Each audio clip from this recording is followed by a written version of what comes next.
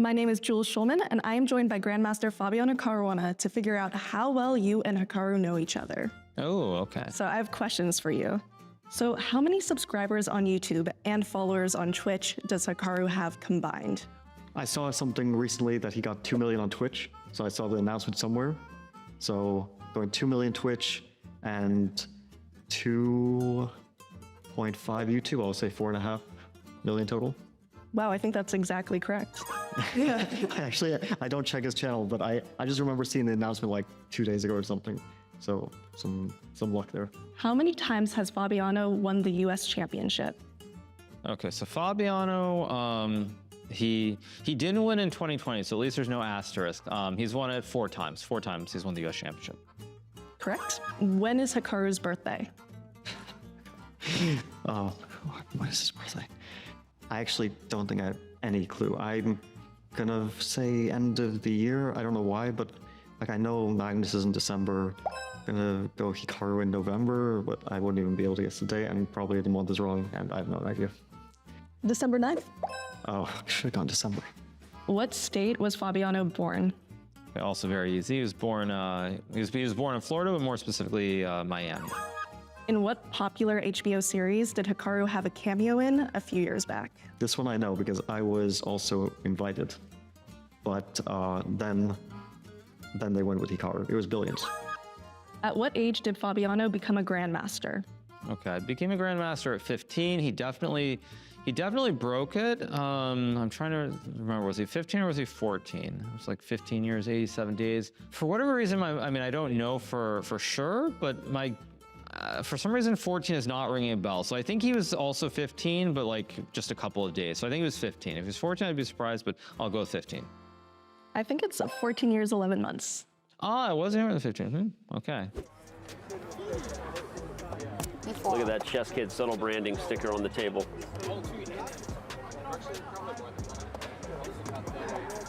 I forgot. Danny played this against me, and he won, so I'm sure you're in good hands. Yep. I think it was an accident. I think I blacked out for those first 2 games.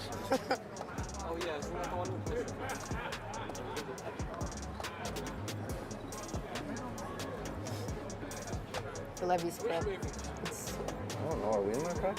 Yes, you're prep. If we're in my prep, I'm really scared because He's moving with such confidence. He doesn't seem concerned whatsoever. It's like really concerned. It's extremely concerning. I don't understand.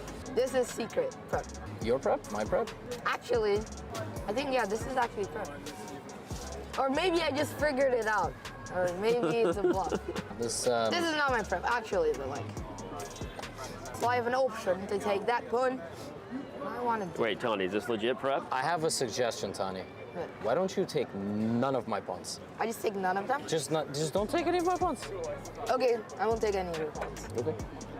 Deal's a deal. I'll first them to be taken. Wow, this is actually crazy. What, this position? No, actually, yes. Yeah, it is. Like, actually. Okay. I mean, this prep is playing off. Wait a second. Wait a minute. Yeah, this was what I was fearing when I actually You guys are playing this a little too focused here for me. Are we supposed to be like more goofy? Supposed to. Kind of D7. Why did I think about that move? I mean, this is all prep. I mean, look at this. I watched a video of you today before I was coming here. I'm really sorry. And it was about a Magnus destroying everybody, Yes. right? Were you inspired? And I was inspired. And he hanged the pawn, or not hanged, he sacrificed the pawn in the opening, first game. And he sacrificed the pawn to have major counterplay. Okay. And I'm inspired by this. So I'm doing exactly what he did. But you're giving me way more than... Am I mated? Yes, you are. Am I really? Yes, you are. Oh. Wait a second. Wait. Oh my God.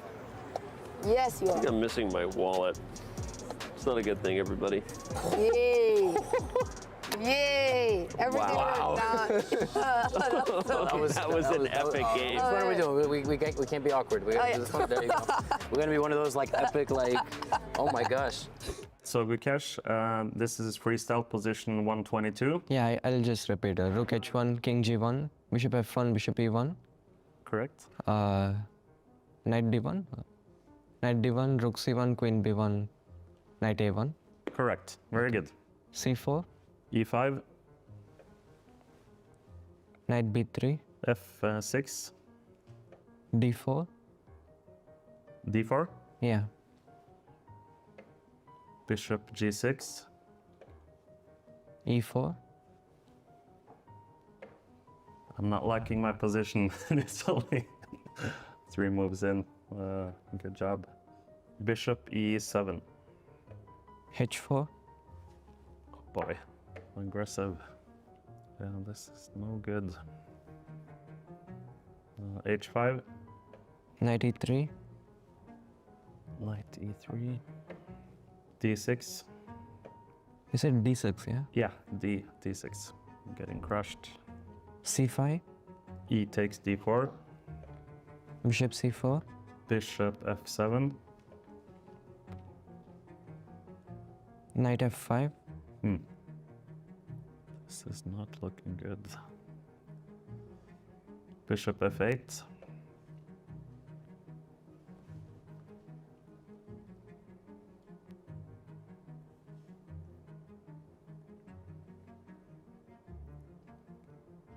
cd, C takes D, bishop f7, bishop F7, knight takes F7, knight b d4, B D4, rook E8,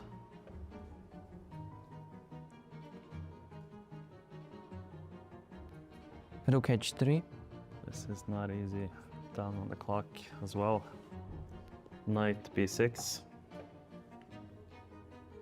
rook g3, queen D8. bishop c3. What is the time? I have 2 minutes, you have 3 minutes, 48 seconds. So you're crushing it on the clock as well. Knight E5, a4, queen D7, a5, knight C8. Look at my pieces. This is back rank chess.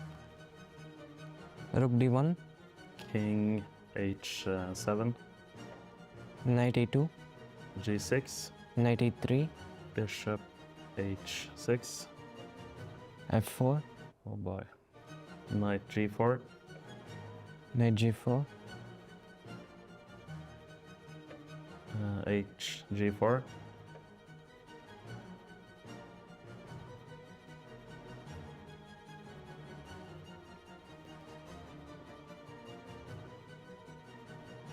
h5, G takes H, bishop f6,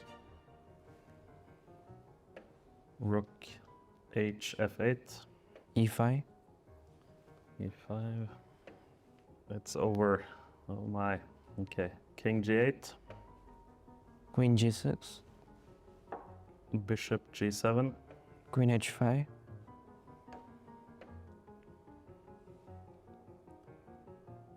I resign. Well played. Yeah. Incredible. Thank you. This is the final position. Yeah. We're here with Grandmaster Arjun Erigaisi, and we wanted to see one of your best and quickest freestyle games of all time. So take it away. Show us what you have. Yeah, this is my game from Paris against Jan. I remember we were discussing quite some ideas and we decided on like b3, c4, trying to open up the queen and bishop diagonals. So I started with c4 and he did symmetry to here and I went for d4. So here like d5 was one of the options, like to try to do this, but in the game he took, and to be honest I was already a bit happy to see this because my queen is active and also it's no longer symmetry and I was in a must-win situation, so yeah, I didn't want that. And at this point he went knight f6 and Did you have this position prepared in the preparation time that you had before the game?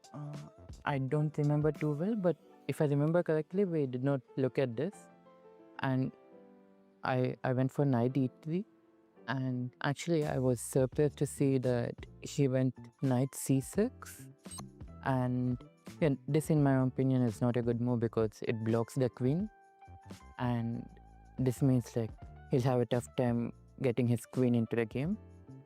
I put my queen on d2. He went e6. This is like against some potential knight f ideas, and in general, it's good to put your pawn here where there's a knight like 2 squares away because it controls the knight.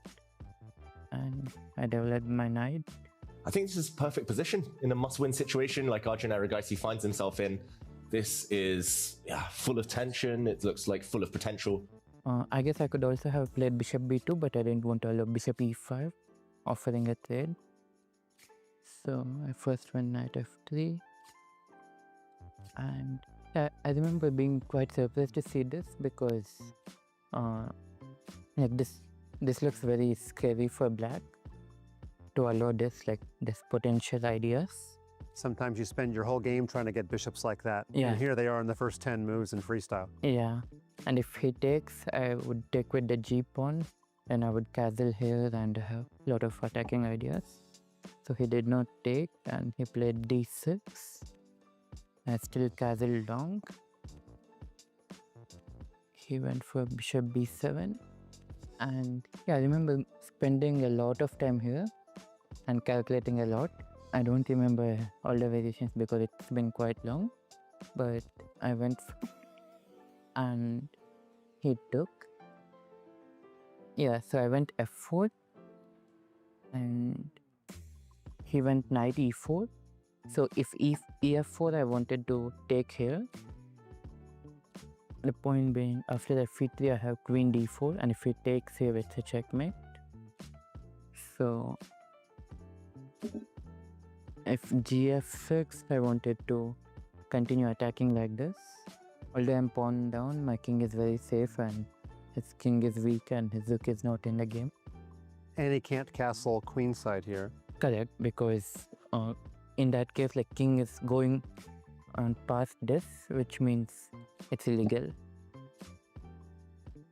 So he went knight e4 here, and this is a perfect execution of that. There we go. He does bring his wow. Brilliant move from Arjun Erigaisi. So Jan Nepomniachtchi, no way to finish his development because of that stunner.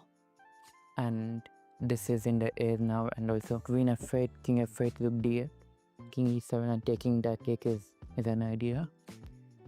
And he pushed g6, so clearing back rank, and now rook d8 is a threat, but like he's simply too underdeveloped and all my pieces are good, and by this point like a lot of moves were already winning. But I think I was quite clinical with my technique. I put my queen here, knight g4 is in the airs, so he went h5, and I remember I was considering f5 ideas, but in the end I just took. I kept it simple. He went bishop c6, and yeah, like a lot of moves are winning. I just took and put my rook here, basically bringing the last piece into the game. And he defended f7, I took h7, I went with d8. He took, I took, he went here. And I came back here, attacking this. He put the bishop here, blocking it, because if king g8 I have queen e8. And again, like I said, there are many moves winning, but I think this is quite beautiful. I took rook f5, he took here, I took here, and he has to take. I pushed e3. If he goes back, queen e8 is a mate. If he comes here, queen f6 is a mate. So he had to block like this. I took, and he went king g8, queen g5, and he resigned because next he'll have to go here, this, and in the queen e7 or queen g8 is checkmate. Very harmonious use of queen and bishop. Now, we selected this as your best game. You also thought we might pick this game. Does that make this your best freestyle game ever? Yeah, I would go with this one. I haven't played a lot, especially with the classical time control, but amongst the ones that I played, this clearly stands out. It was a fearsome attack. Thank you, Arjun Erigaisi. Thank you.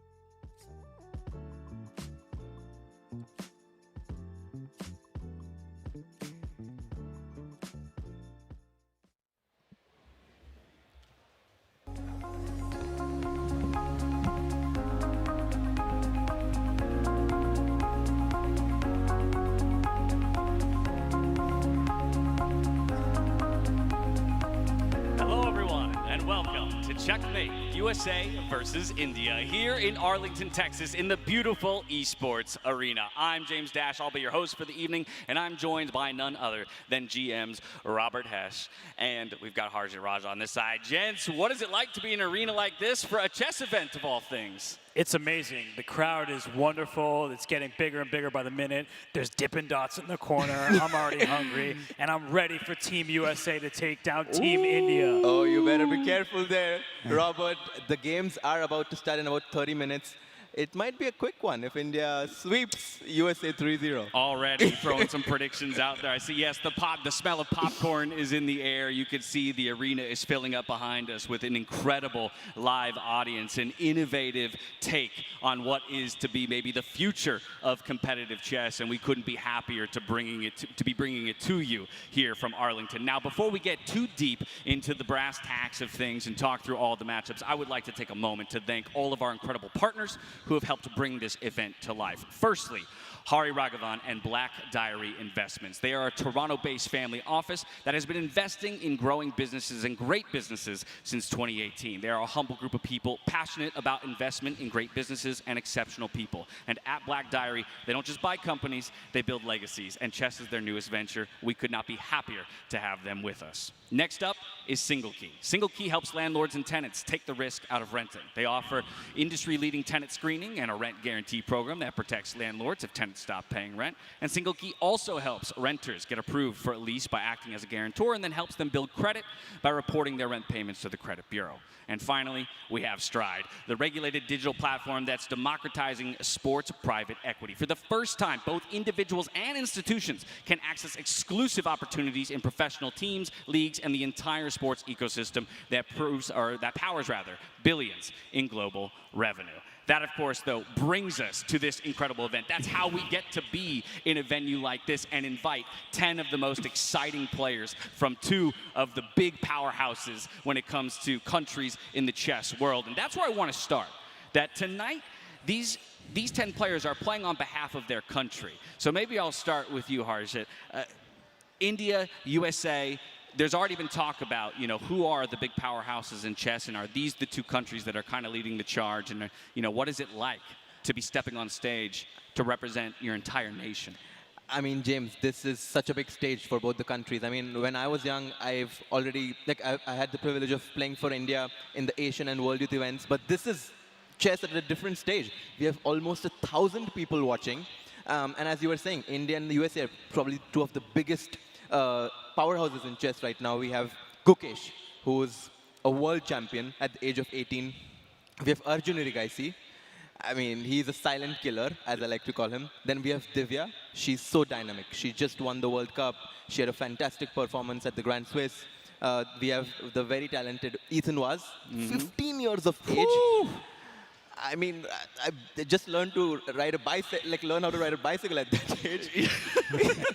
And then my very good friend Sagar, who kind of completes the team with experience, and then also in the US team. I mean, I'll let Robert talk a bit about his team, but I feel great about the chances of the Indian team, and I'm super excited to see what's going to happen. All right, feeling good on this end, but talk to me about, the idea of representing a country and to do it in kind of a new and innovative format where there's going to be a lot of brand new things thrown at them. So it's not just representing your country, it's while also interacting with all these new elements that we're going to shove in there. Yeah, I'm not going to have to name all the names because the players, they'll let their moves do the talking. So Harshit, he can keep going over there. But in all seriousness, it's one game. And so these players, they're coming in. They don't have the history of the tournament behind them. It's one game, hit or miss. And if you lose, you've probably let your whole nation down, your team down. So we'll see if everyone's in great shape because they don't get a second opportunity. Okay, well, yeah, you're not going to get a second opportunity, and that's a perfect kind of transition for us to talk about the format, the team format, first of all. The fact that normally it's an individual sport. You show up, you get it done on the day, and you can walk away a winner. That's not the case here today. Sure, you can walk away with some individual pride in winning your match, but you're trying to get a point on the board in an overall 5-point series scoreline here for the sake of your country. So there's a different element of added pressure, as well as how the teams will interact with each other, how they'll devise strategies or maybe retool between a draw and another game. That's such a good point, that they have to devise strategies And there are some boards where, some people think that I'm a big favorite against him. And then they're going to try to, really put pressure on that specific board. It's going to be very interesting to see how they start, because I think the first game is between Arjun Erigaisi and Fabiano, and I think that's going to set the tone of the whole match. But as you said, the format, it's 10-0, one game. It's going to be very quick. Yeah, no, I like where your head's at. And actually, I got a little bit ahead of myself, already talking about playing in the team format. We were talking about playing on behalf of your country earlier. We were lucky enough to get a word from some of the players just yesterday on what it means to them to be playing on behalf of their country. Take a look. It's always quite special to represent India in any form. This USA versus India match, having the opportunity to represent the country, play alongside teammates will be really exciting, and hopefully we'll emerge victorious. Yeah, I think it's pretty cool to represent USA. It's not something I generally would have had an opportunity to do. In chess, it's such an individual game. For so much of your career, you are basically just playing for yourself and nothing more than that. When my grandparents found out I was playing, they were super excited. I very quickly had to tell them this is not the same as the Olympics. But yeah, it's cool, and I look forward to it. Just here to have fun, and with the team atmosphere, it's quite nice. When I play, I always want to give my 100% on the board. That pressure is there. I think playing for my country itself doesn't necessarily bring a lot of pressure, but I think the fact that there are going to be so many fans here in person watching will make it much more dramatic, and so I think there will be certain nerves that all the players experience. Actually, I would say it's very similar to Esports World Cup, where I felt like players were making a lot of blunders because of the audience that was there. You could kind of feel that presence, and with the big presence, there will be mistakes, there will be nerves, and definitely blunders and some exciting games. Great to hear from them and what it means to be playing on behalf of their country. Hikaru, interestingly, saying, I'm not going to feel a ton of pressure for the fact that I'm playing for my country, but maybe more so feel some of the pressure akin to what he maybe felt in EWC out there with a live audience. But I would also be curious, Robert, how much he might feel the pressure as the team captain to maybe bear some of the responsibility or help the others through those obstacles. The idea that there's going to be some noise. There might even be some back and forth talk across the board between the players themselves, and how do you keep your cool? Well, Hikaru is maybe a guy that has enough experience he can help somebody like Tani, let's say, in how you interact or how you deal with the pressure of the audience. Well, if there's one person who knows how to play chess and talk at the same time, it's Hikaru That's Nakamura. true. He has won every event under the sun while streaming to his audience, so he does not need any advice from anyone, but he can impart that wisdom on his teammates. And I think that with opening preparation, with one game, what should I do if we need really need to win now? How can I put the maximum pressure on my opponent?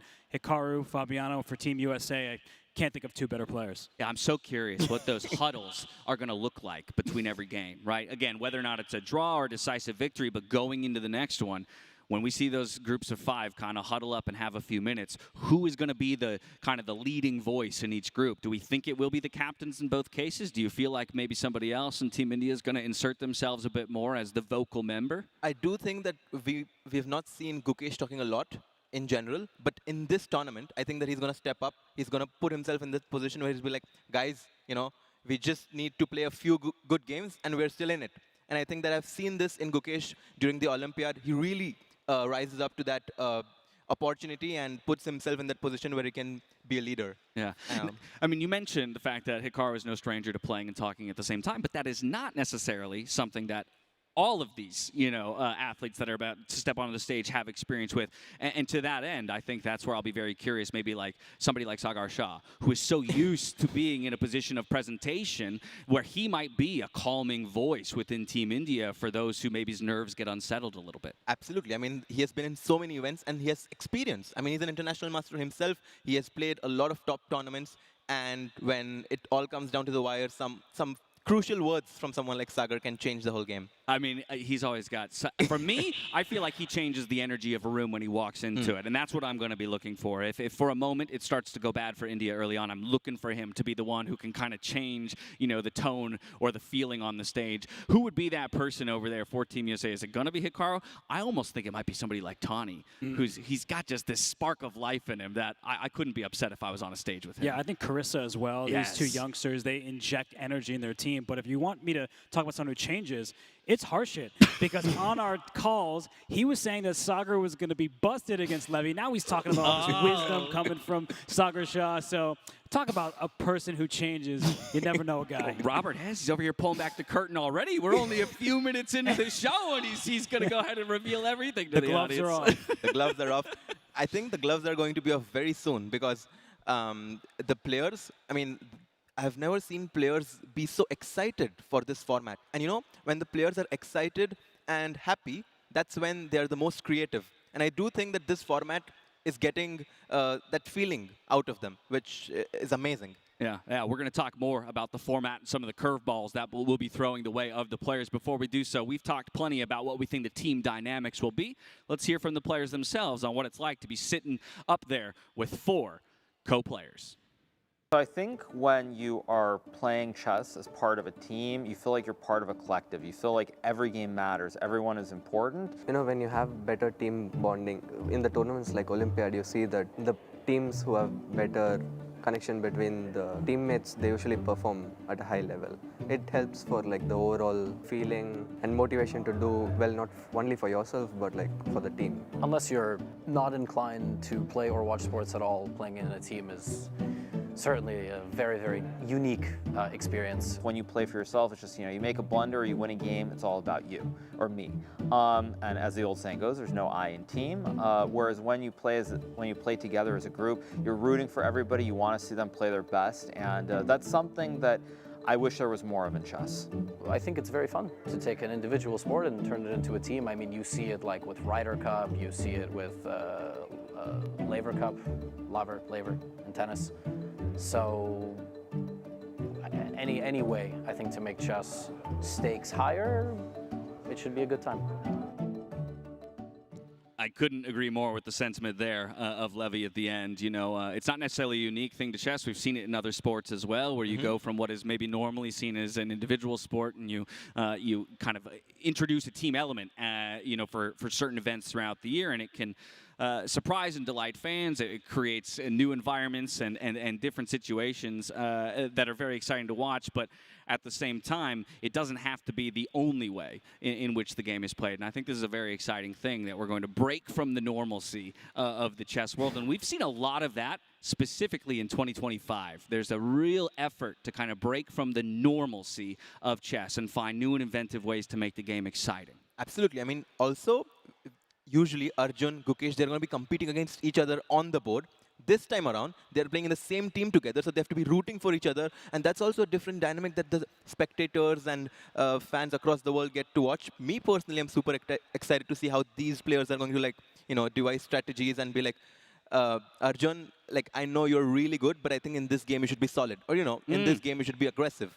And we can see these top talents in the world discuss ideas, and it'll be very interesting to see. Yeah, peeking over the shoulder there during those huddles is going to be real interesting. I'll now transition to you, Robert, on it's not just the element of team play that we're throwing at them today. There's a whole switch up in format and the way that the games are going to be conducted on the stage. There will be 5 games between each of our set pairings. They will first start in a 10-10 style or time-based game where you only get increment after you reach 1 minute on the clock, at which point you dip under 1 minute, you will get 1 second per move. But that's it. And aside from that, you have to play to checkmate. I think that's going to be the thing that really excites people about this event. Well, as a commentator, I love it, because sometimes it's very difficult to explain to the audience why someone resigned when they're up a night. Like, they're up material, they're up in value. Why are they giving up? So I love that they have to play to checkmate. It also means that people may have surprise chances. And with the time control the way it is, 10 minutes is a base time. You only get bonus time when you get under a minute. It means you won't be able to build up all that time. You have to be really careful not to spend all your time early. Absolutely. I mean, you have to play to checkmate. Also, that means that you also have to play till bare kings. There is no draw for a rule. The players have to play, even if they have king, rook, 3 pawns, king, rook, 3 pawns, they'll have to play the game. Unless the special occasion happens where the arbiter thinks that it's completely drawn, the players look at each other, and then the arbiter can, the referee can make the decision that, you know, this game is going to end in a draw. And the good news is, if there is a draw, that doesn't mean that we end right there. We're going to make the players take a couple minutes and then step back to center stage, the time gets reduced from 10-10 down to 5-5. If we're still in a drawn position from there, we go down to 1-1. We're looking at bullet chess. Of course, again, that same increment rule applies across all 3 games. So you only get the 1 second added once you dip below 1 minute. If you go back above 1 minute, you no longer get that 1 second anymore. So again, we're really going to be putting the time pressure on these players. We're going to be putting the pressure on them to take the victory. There's a few other small things that we should throw out there. Illegal moves. Shall we talk about that? Because I think there's a standard when you're at a normal chess tournament. Illegal move, maybe you're flagging an arbiter. Hey, illegal move, it either gets reset or there's some kind of a penalty. Here, it's a little different. Got to catch it. You gotta got to be catch vigilant. You can't just rely on anybody else. That you have to be on the lookout. If an illegal move happens, you got to make the claim. You got to make the claim. There's a button on stage that each player has the ability to hit to stop the clocks and make that claim to the referee, whether it be about an illegal move. But there's another way that they can deal with an illegal move. Yeah, I mean, let's talk about that. If you make an illegal move that helps me, I'm just going to continue the game. I mean, let's say, for example, you make an illegal move that allows me to capture your piece for free. I'm going to be like, no, I don't want to claim. I'm just going to capture a piece and let the game continue, which is really nice. So with that means your king could be in check. You could make a move that doesn't get your king out of check or protect the king from check, and now I chop the king on the next move. That will be allowed in this tournament, just to get that out there very explicitly for everybody at home. But is that already going to change your mindset? If I was to send you up on stage now, knowing that that's the way the game is going to be played, how are you already workshopping and thinking about how you approach it differently? Yeah, it's a good question because so much of this is different. It's so novel that, we haven't even discussed every element of it. But if I have to make the claim or if we make a draw, I can't repeat the same first move with the white pieces. True. That means that I'm always going to have a backup plan. I need to store information as quickly as possible. I need to consult my teammates. I like that you dropped that little nugget in there, the fact that in a drawn position, within every individual matchup, so we're going to start the day with Fabiano versus Arjun. We'll talk more about the matchup specifically later, but as an example, let's say that they draw in the first game of the day. What Robert just said is true. When they step back out for the 5-5, the player with the white pieces cannot use the first move from the previous game. They must use a different opening move. So at the very least, if you go to 1-1, we're going to see 3 different and unique openings in any individual pairing. Absolutely. I mean, and that's the thing, it's so difficult to prepare because you don't know.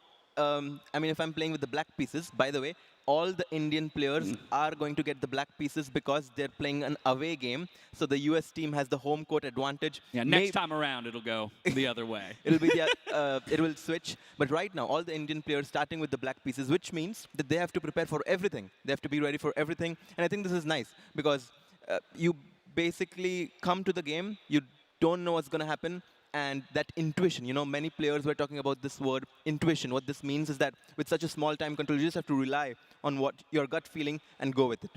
Yeah, so obviously we have talked a lot about all the different curveballs that we'll be throwing at these players. Why don't we hear from them on what it's like to be stepping into an arena with so many unknowns? If anything, I have to rewire my brain to play the game when I'm losing or winning. You might have 30 seconds on the clock and your opponent has a minute. Usually just resign in that circumstance because obviously the person with 30 seconds is going to win. But here you have to play till checkmate. So you got to be locked in. You never know what you can accidentally do with your physical hand. And when the stakes are high and when the championship is right there. So yeah, I just have to remind myself not to resign, not to relax too early. It's fun for the audience to see because for example, in other sports, you don't just resign, yeah? In chess, it's like a common thing, so it's fun, and it'll be a bit funny to watch some people just suffer till the very end. I think in chess, one of the big drawbacks is there's so much of a focus on the professional side of things and, resigning games ending perhaps in repetitions. And I think when you have that happening for the casual fan, it can be a little bit confusing. Of course, we have computer programs that will give you a numerical evaluation of the position. But I think that for someone who's a complete beginner, probably the few basics that they will know are things like checkmate with king and queen versus king, or king and rook versus king. And when you see games being played out, I think that helps the audience understand it much better. So I actually really like that. It doesn't change anything strategy-wise for me.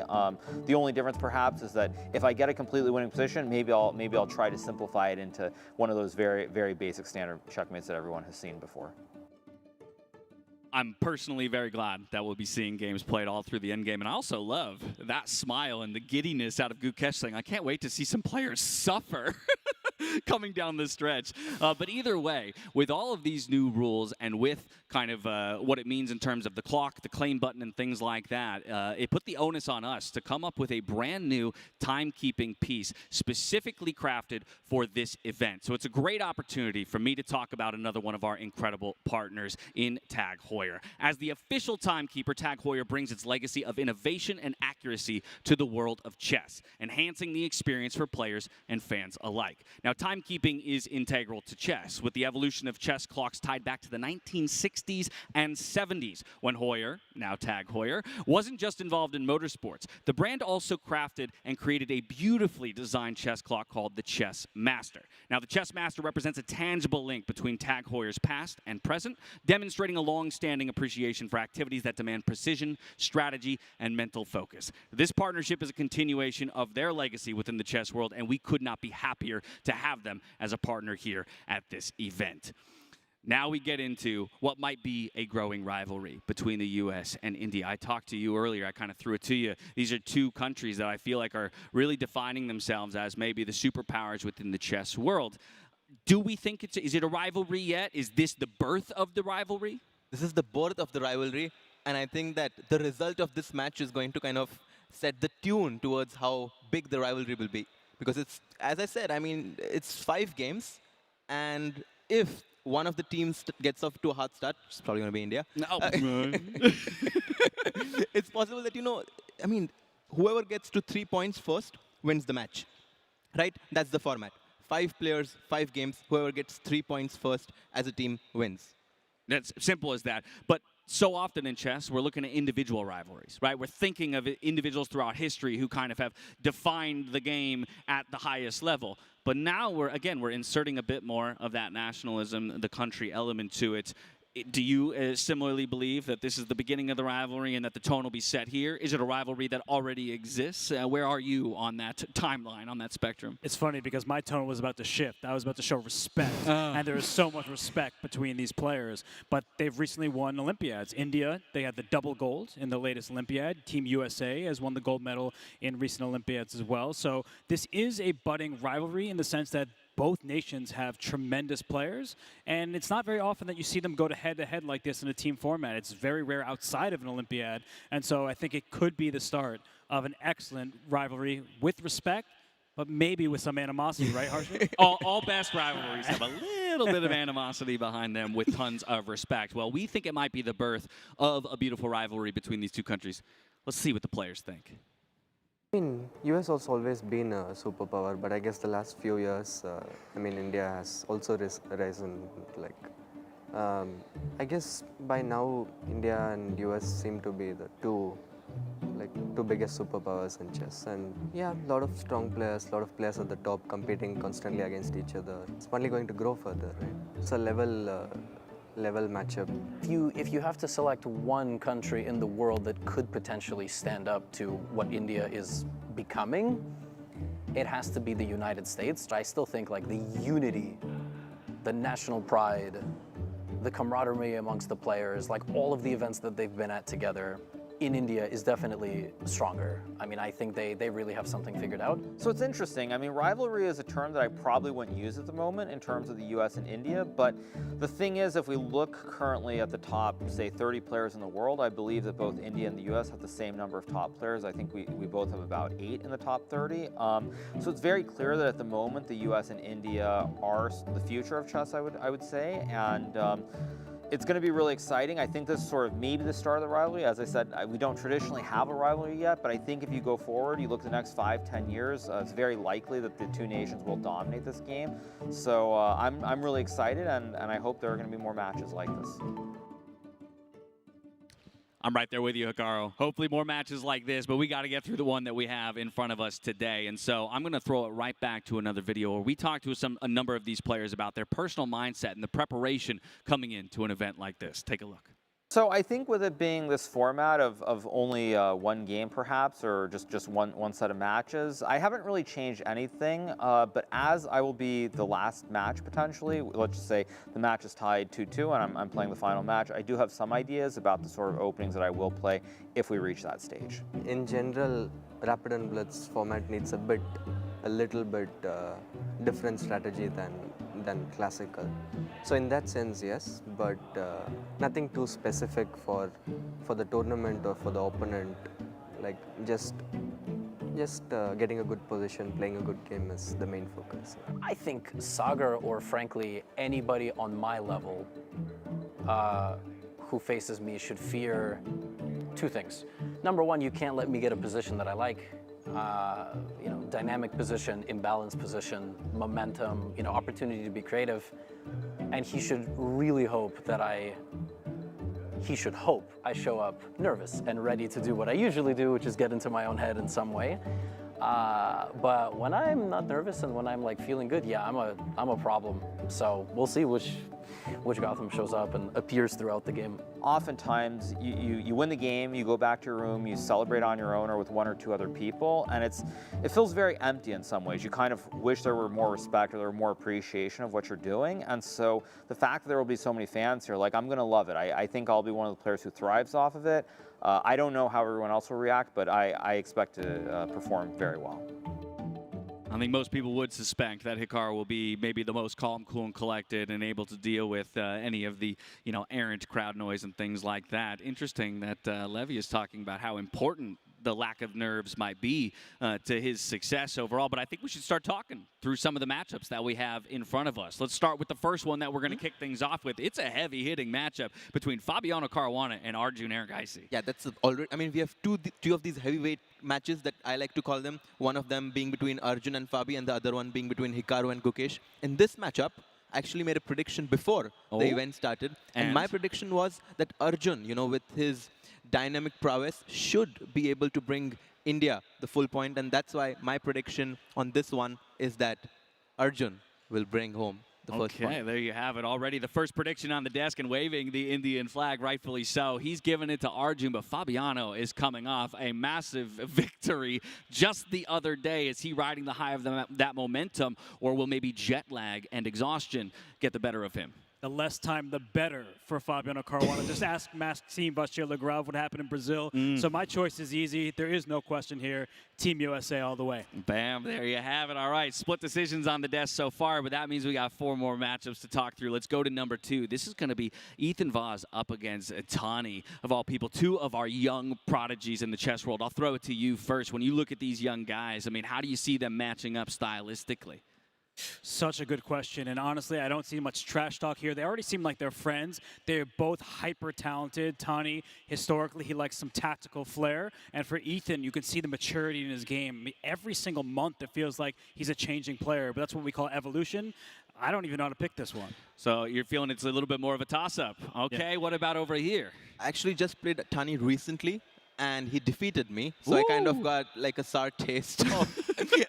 So I'm hoping that Ethan avenges me, because I've never played Ethan, but I've seen some of his games. He's very good at calculation, and I think that an opportunity like this is amazing for him, where he can show the rest of the world, which have not heard of him, how strong he is. Okay, so from here we go to. Oh, did you want to make a prediction on it, or do you also feel like it's a bit more of a split? It's a split, because I've never like played Ethan myself, so it's going to be a close match. It's going to come down to the wire in this one. Okay, from there, we're going to go to Carissa Yip and Divya Deshmukh. I mean, these 2 players right now are on fire in their careers. I mean, I think a lot of people are going to look at 2025 and say, wow, these 2 are just taking off like a rocket. I think it's clear in this one for me that Divya, I mean, she just became a grandmaster.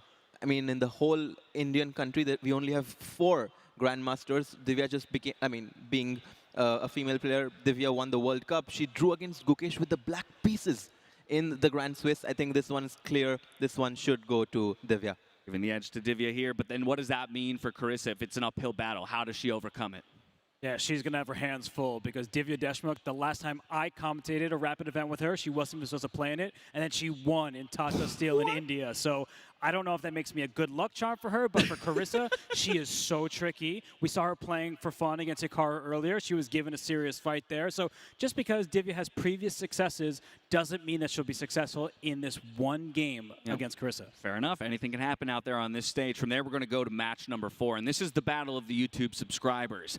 It's going to be Levy Rozman up against Sagar Shah. And now, if we were determining the result of the victory based on subscribers, Levy has an edge, but do you feel that's the case when it comes to the chess? I think it is, and I love Sagar Shah. He's an amazing person, but Levy's so much more active. I know Sagar's tried to get back in the game with some OTB tournaments, but Levy's playing all the time, streaming all the time, recording the videos, following the best chess, so Levy's a big favorite. To be honest, in this matchup, I actually predicted Levy to be a small favorite because he has played so much of these quick formats, right? Online, Blitz and Rapid, he has played a lot of games. But recently, I've seen Sagar prepare so much. He's so intense and serious about this match that I have a feeling that we might see a surprise. We might see Sagar pull off a small trick up his sleeve. We very well might, because I was watching some of Levy's content just the other day, and he was talking about how his strategy is a lack of prep. And if he doesn't know what he's going to do, then there's no way Sagar can know what he's going to do. But I don't know, that could come back to bite you in the game of chess. That brings us to what might be considered, probably is considered, the marquee matchup of the evening, our 5th and final one, between the world champion in Gukesh and the world number 2 in Hikaru Nakamura. I think many of us are hoping that that game will be a decider. You mentioned earlier, there's a possibility that the series itself is already decided at that point, but either way, both of these competitors do not want to lose. So how do you look at that matchup?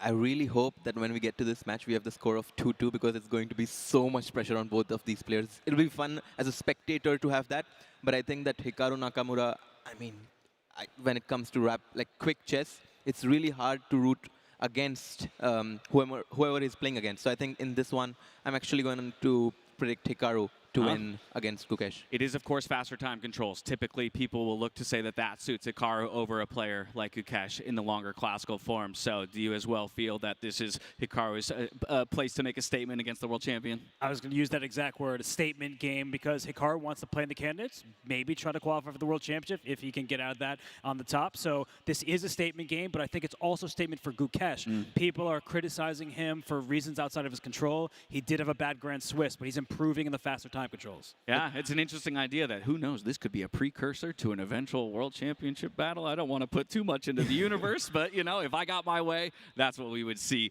From here, we have to talk about the spectacle of the event. And again, how that's just another element for each of these players to come up against. The idea of having a live audience that we can hear the murmurs of just behind us. The fact that there will be these bright lights. And even the players themselves have permission to talk over the board to each other. So when you take all of that into consideration, how do you two, as chess players, kind of envision what that would be like to step out knowing that all of those different things can come your way? I mean, to be honest, when I first came inside this hall yesterday, I was like, I want to play myself at that stage. And you know, if this is the kind of inspiration I'm getting, I can only imagine the little kids who come here watching all these players get. And I'm hoping that one day, one of the kids who's watching this gets the opportunity to be one of the players on the stage. That's the dream right there. And so, we, for us, it's amazing to be a part of the audience and the spectacle that these players are about to dive into. Let's hear from them, though, what they're thinking ahead of an over 1,000-person full arena. I think for me personally, I really do enjoy it. I think that when you have fans who are showing their appreciation of everything that you're doing, it means a lot to me. Now, some players are probably the opposite. They don't mind just playing their games, winning tournaments, and going forward. I'm curious myself because I've never played in this setting where, I've played in like tournaments where the playing hall is just so bad that like there is some external noise that just keeps bothering you. Like that I'm used to, but used to in a sense I've experienced, but like audience being free to like just scream whatever they want, I've not really experienced that before. So I'm curious myself. So it all depends on the perspective, but I definitely like it. I do think that, as I said before, when you look at chess, I think it's a little bit too boring as it is right now. I don't think it's a product that you can simply sell to the masses.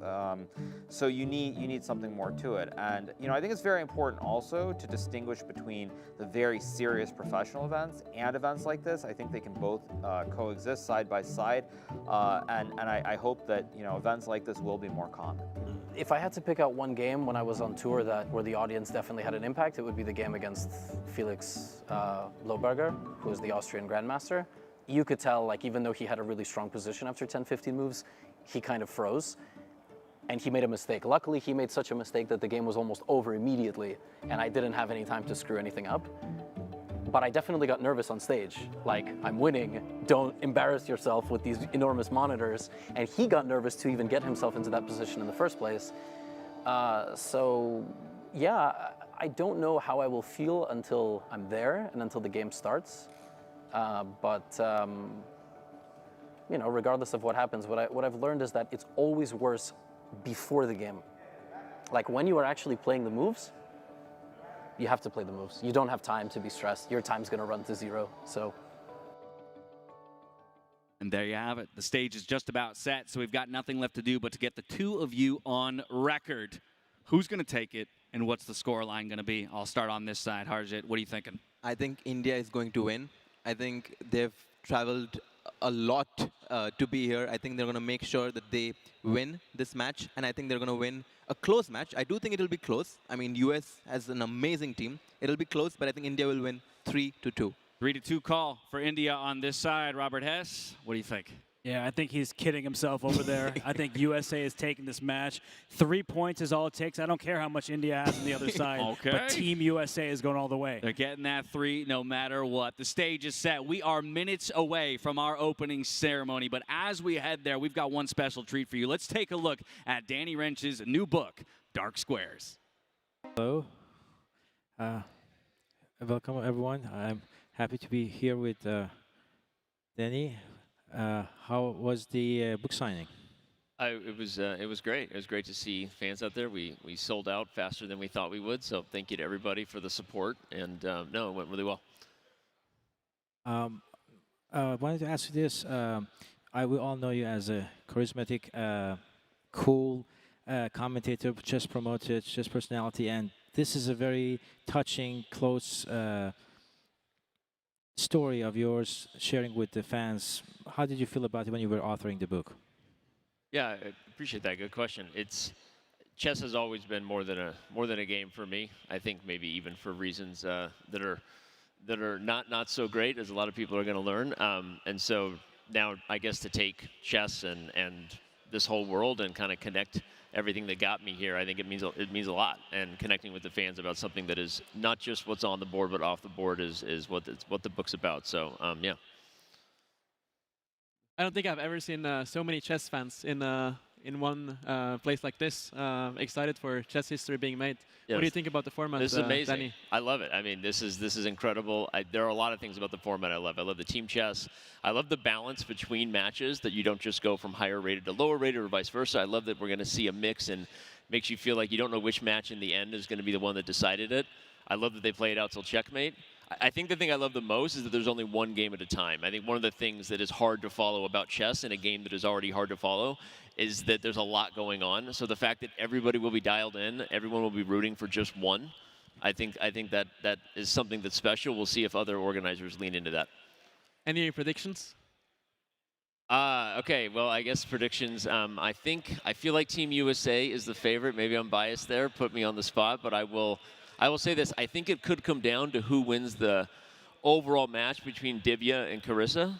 I think that if Divya takes that one, maybe it goes India's way. So we'll see. All right. It's gonna be exciting. It's about to start in a couple minutes. So stay tuned, guys. Exciting.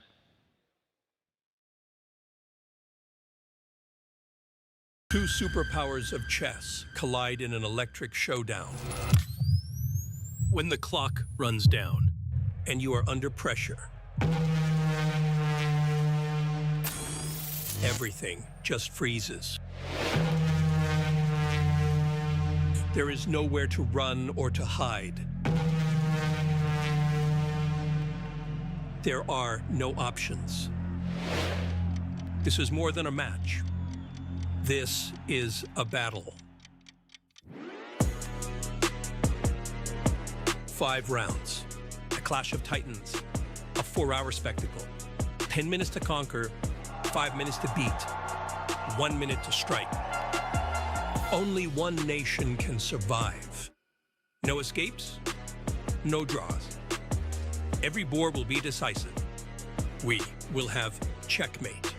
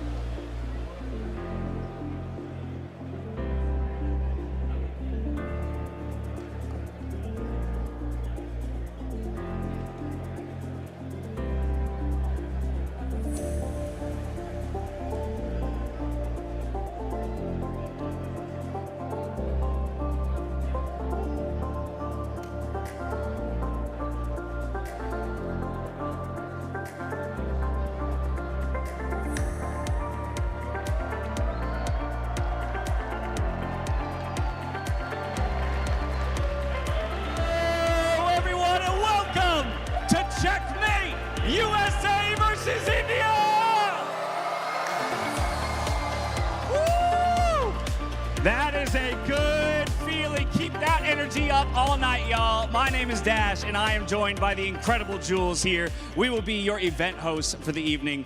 And Jules, it is such a pleasure to be sharing the stage with you tonight for this incredible event. Likewise, Dash. I am so excited to be here because tonight the players are going to represent their countries and fight across the board. That's exactly right. National pride is on the line tonight, but they will have to prove themselves completely in a new format with only one opportunity to shine. There are no second chances here. And to that end, we would like to thank the incredible Hari Raghavan. Hari Raghavan, where are you here? Could you stand up for us so we can give you a standing ovation, a little round of applause? I'm looking for him. Either way, we just want to thank you so much for helping us put this event on. It could not be possible without you. I don't know about you, Dash. I don't know about you guys, but I'm ready to see some chess. I'm ready to see some chess. Y'all ready to see some chess? All right. All right, me too, me too. There is one more piece of business that we have to get through, though. And this piece of business concerns all of you here in the audience, okay? And I am responsible for letting you in the audience know that we want you to get loud at these events. We want you to cheer, shout, applaud. There is only one rule. No shouting of moves. But other than that, throughout the game, make your voices heard. If you shout a move, you'll be promptly removed from the venue. So just keep that in mind. But we're trying to do something new here at Checkmate USA versus India. So don't be afraid to react as you see fit to the chess that you're seeing played on the stage, all right? Okay. Well then, without further ado, let's meet the players, starting with Team India.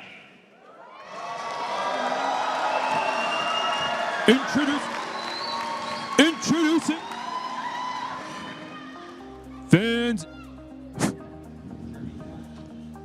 fans, introducing the lineup for Team India.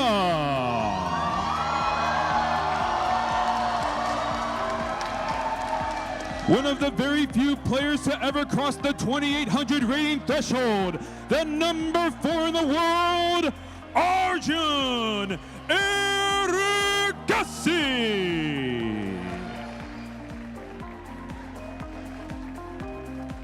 Next up, the former world U10 champion and one of the fastest rising chess talents in the world, Ethan Vaz.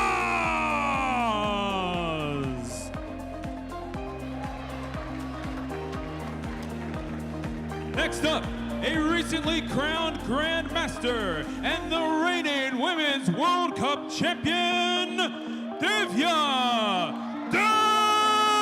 Deshmukh.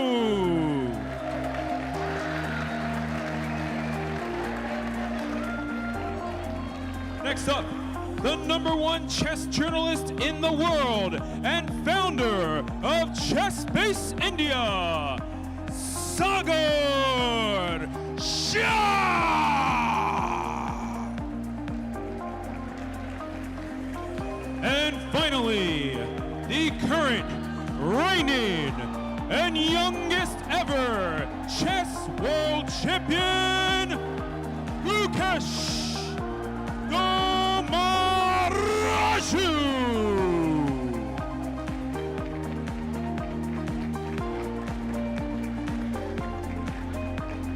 Folks, one more time for Team India.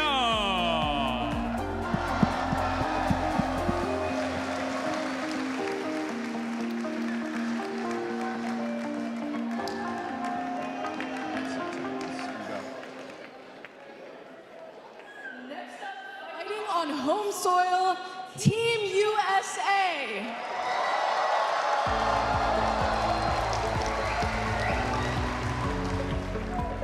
Introducing now their opponents, Team USA! Introducing first, a 4-time United States champion and the #3 ranked player in the world, Fabiano Caruana! Next up, a chess prodigy whose story embodies grit, hope, and the future of American chess, Tani Adewumi.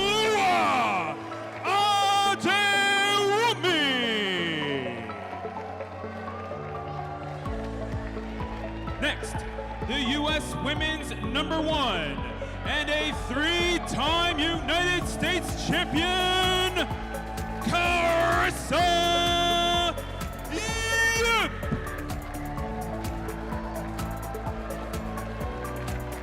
Next, the #1 chess YouTuber in the world, better known as Gotham Chess. This is Levy Rozman. And finally, a 5-time United States champion, the #1 chess streamer in the world, and the #2 ranked player on planet Earth. He is Hikaru Nakamura!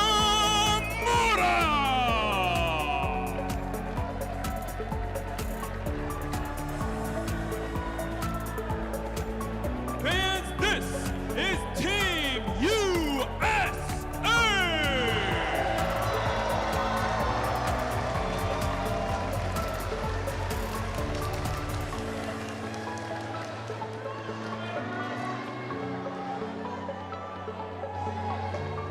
All right, y'all. It doesn't get better than that. It's Team India and Team USA.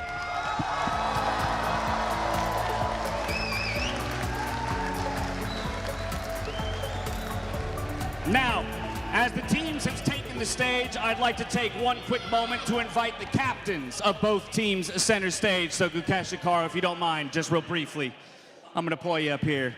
And Gukesh, as you arrive, how about that? What was that experience like, going through the tunnel of fans to make your way to the stage?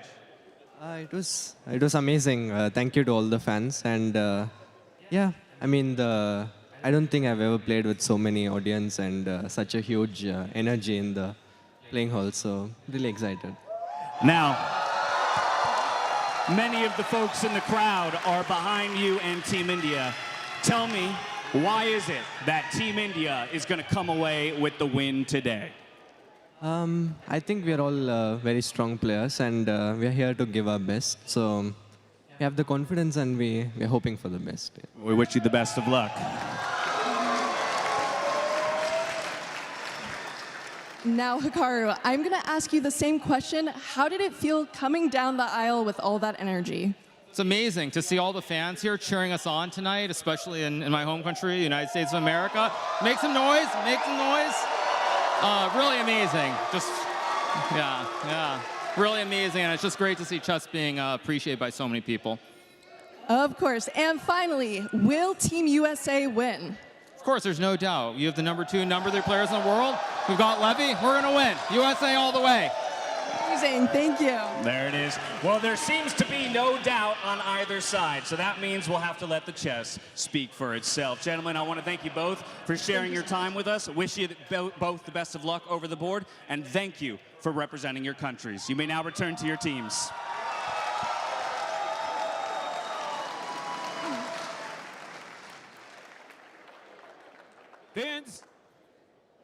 Fans, we ask at this time that you now please rise and remove your hats as we honor both the United States and India. Please join us in welcoming Tanushri and Tanmai Rayapati as they perform the national anthem of India.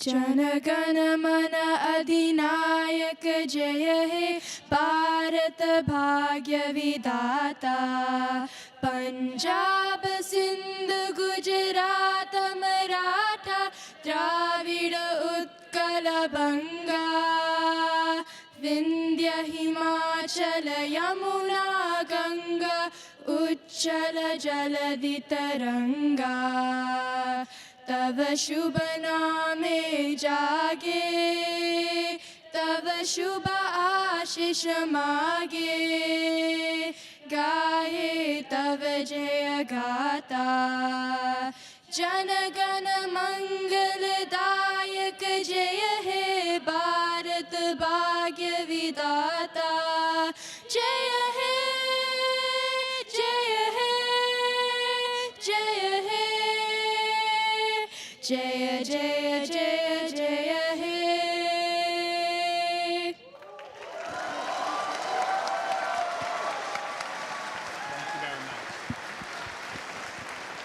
Fans, please remain standing and help us welcome to the stage lead vocalist from the band Haywire, Shauna Bonds, as she performs the national anthem of the United States of America.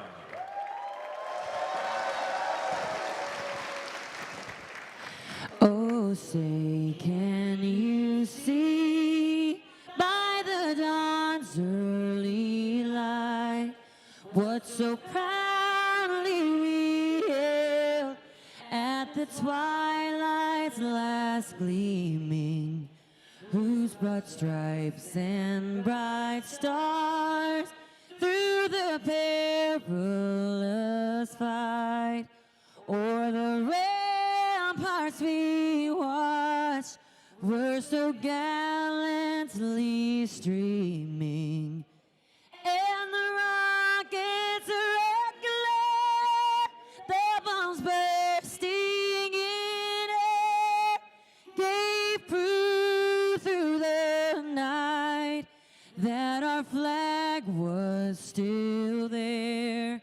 Oh, say, does that star-spangled banner yet wave o'er the land of the free and the home of the brave?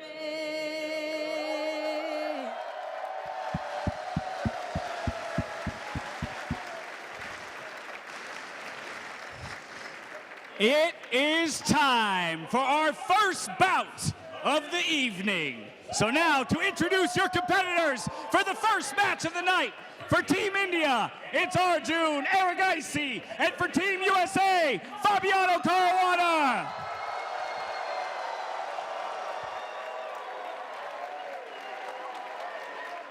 Can you hear? Yeah, I can hear. You can hear it? Yeah. All right, Arjun. I'm coming to you first on this one. You're first out the gate for Team India, but it is ultimately a 5-game series here for the team itself. But how do you plan to kick things off on the right foot here for Team India against Fabiano Caruana? I take it as I'm the opening batsman, and I'll try to do my best and score the point for India.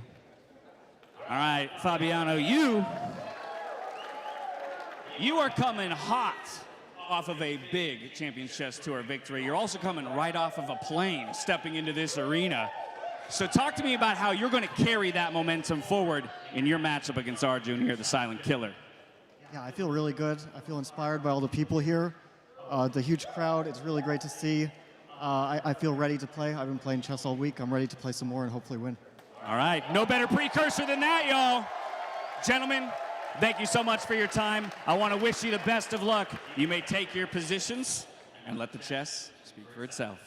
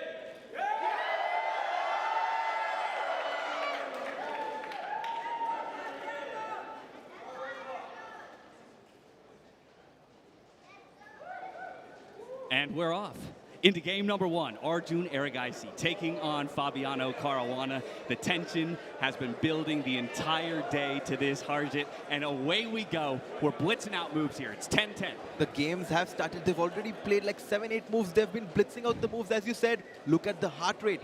Arjun Erigaisi having a heart rate of 100. Fabiano, 110.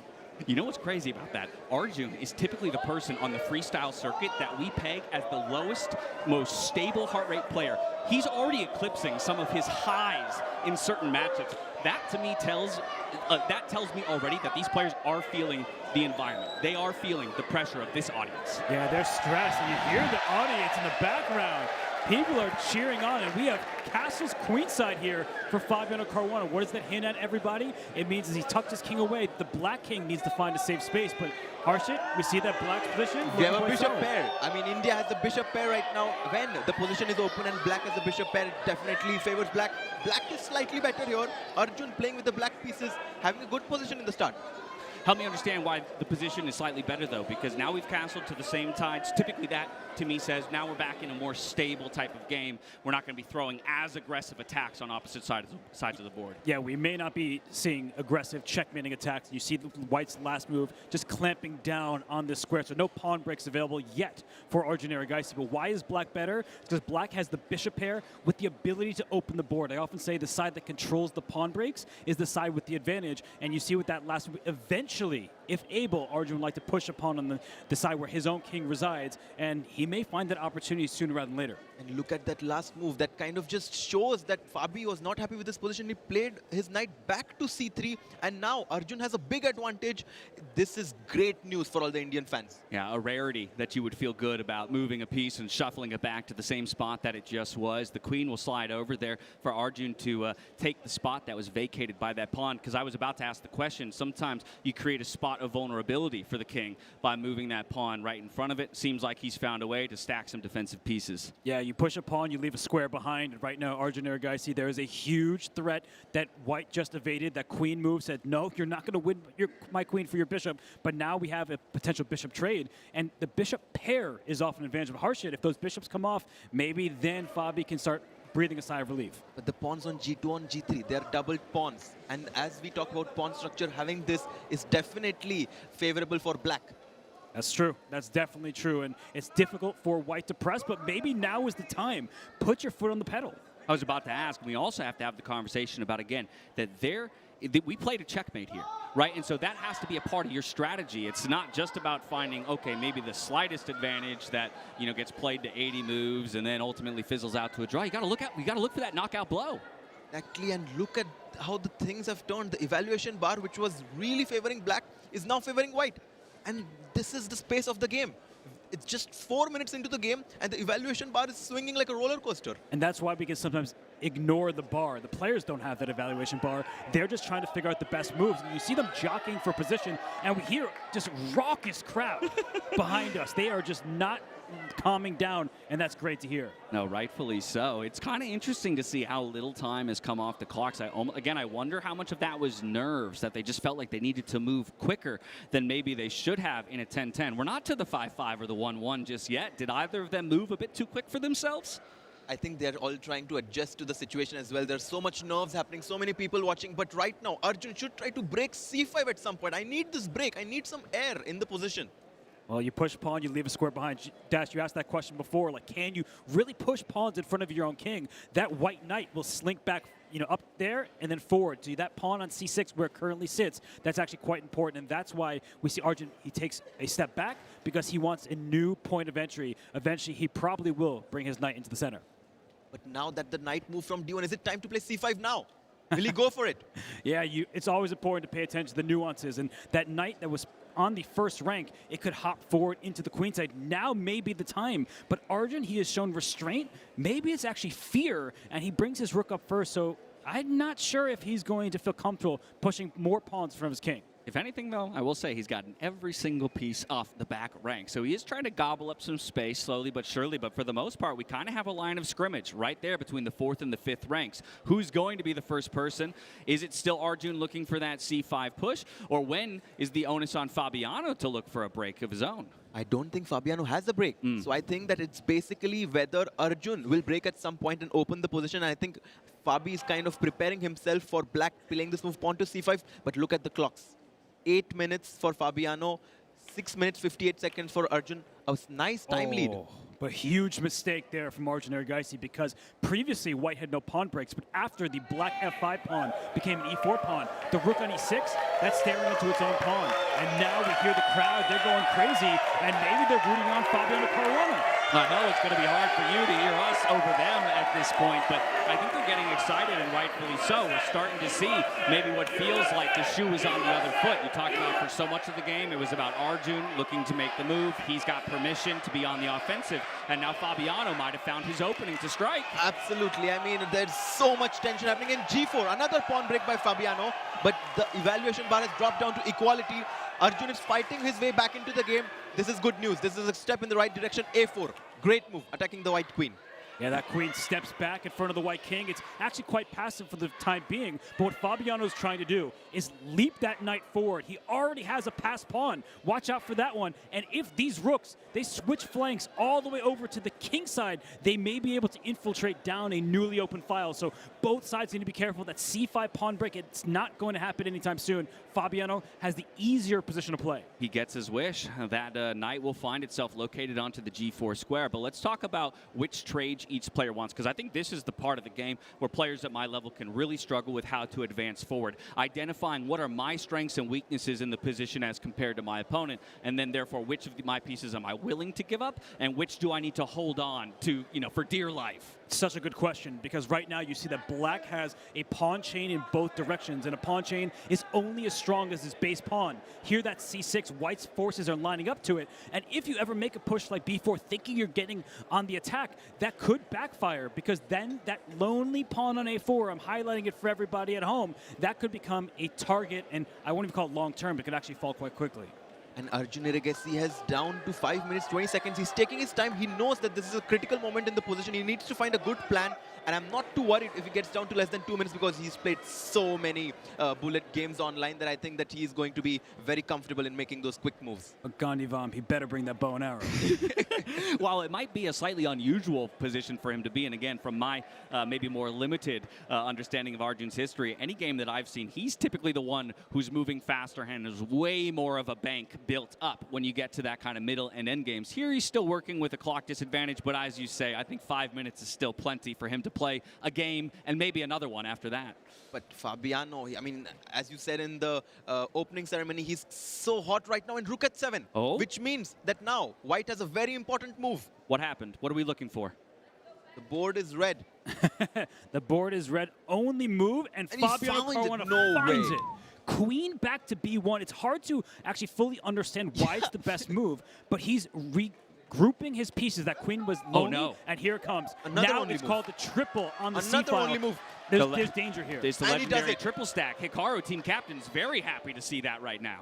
Look at Hikaru. He's peeking this game from behind, and he's very happy. He's very happy with his teammate. Queen to c2. Fabiano playing fantastic chess.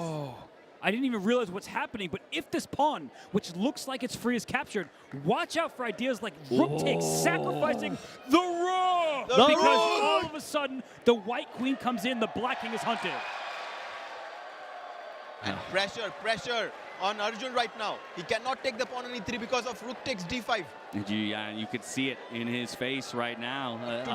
A bit of stoicism as he's kind of just staring at a blank wall. There's no good options, it feels like, at this point. Yeah, no good options. If I bring my rook back to h8, trying to control the c8 square, maybe you can just advance. He goes back. He goes back with his rook. He retreats. And right now you see that the engine's unclear what is exactly the best move. But I think white, Fabiano Caruana, he's doing well on the clock. He's doing excellent on the board.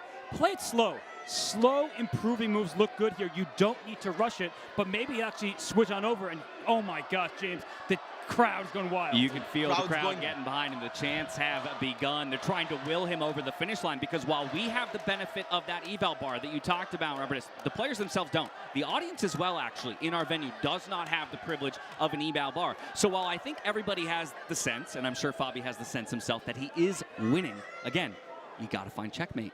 You got to actually make it happen. You can't liquidate to the point that we end up in a draw. And look at the focus that they both have. I mean, even with so much noise in the background, the players are able to maintain that laser-sharp focus. Arjun Erigaisi, I haven't seen him looking anywhere else but the chessboard. He's trying to find any single chance which will allow him back in the game right now. Fabiano knows that he's winning. He's taking his time now. The lead that he had gotten from the start, he's trying to make use of it. I mean, what a move from Fabiano Caruana. The restraint and the whole point, everybody, is white has passed pawns. Don't just think for checkmate. That's not the only way to win the game, at least in normal terms. Here it is. But what he's trying to do is push his pawns forward. That queen came up to protect what was previously a loose pawn, and now the pawns are rumbling. And for Arjun Erigaisi, he can't keep everything defended. Look at Fabi. He looked away from the board and gave a sigh of, he breathed a sigh of relief there. I think he knows that he has this game in his control. Yeah, I mean, this guy right now is playing some of the best chess in his career, coming hot off of win for the Champions Chess Tour. Steps off a plane, he walks in here, and he says, I'm ready to go again. I mean, that to me, I had questions about his energy, about his stamina. You're flying around the world, you're playing different styles and different types of chess, and for him to be able to step off of a plane after flying overnight and put on a performance like this, granted it's not over yet, is impressive to say the least. And let's think about how he lost in that World Championship he played in rapid tie breaks.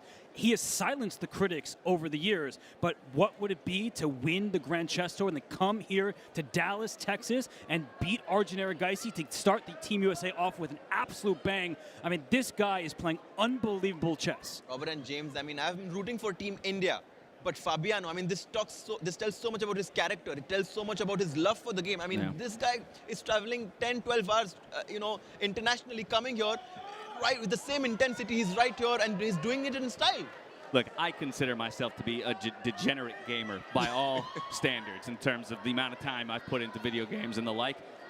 I think Fabi might be a bigger gamer than me. He goes from playing chess to playing Avalon to back to playing chess. I don't know when this man sleeps. Yeah, and we're not even talking about gaming in terms of and look at him, the he's quality laughing. of his play. He looked at the crowd and he was smiling.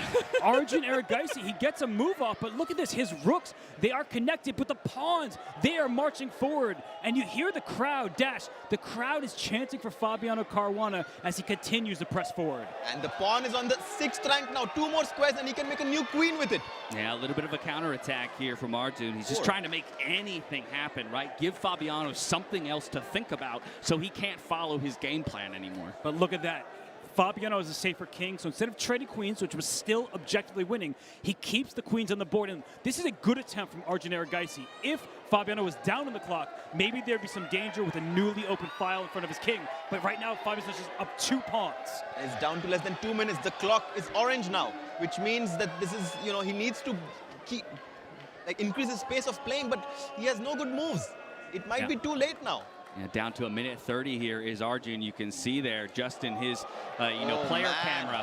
I've got to imagine as that clock changes, again, that's just another ounce of obstacle that you have to overcome. You're catching that out the corner of your eye. I know that now I really have my back against the wall. Yeah, the sweat's not even dripping anymore. It's pouring, and you hear the USA chant behind us. Is right now, Arjun tries to go for an attack against the king, but a new queen is coming. A new queen on the board.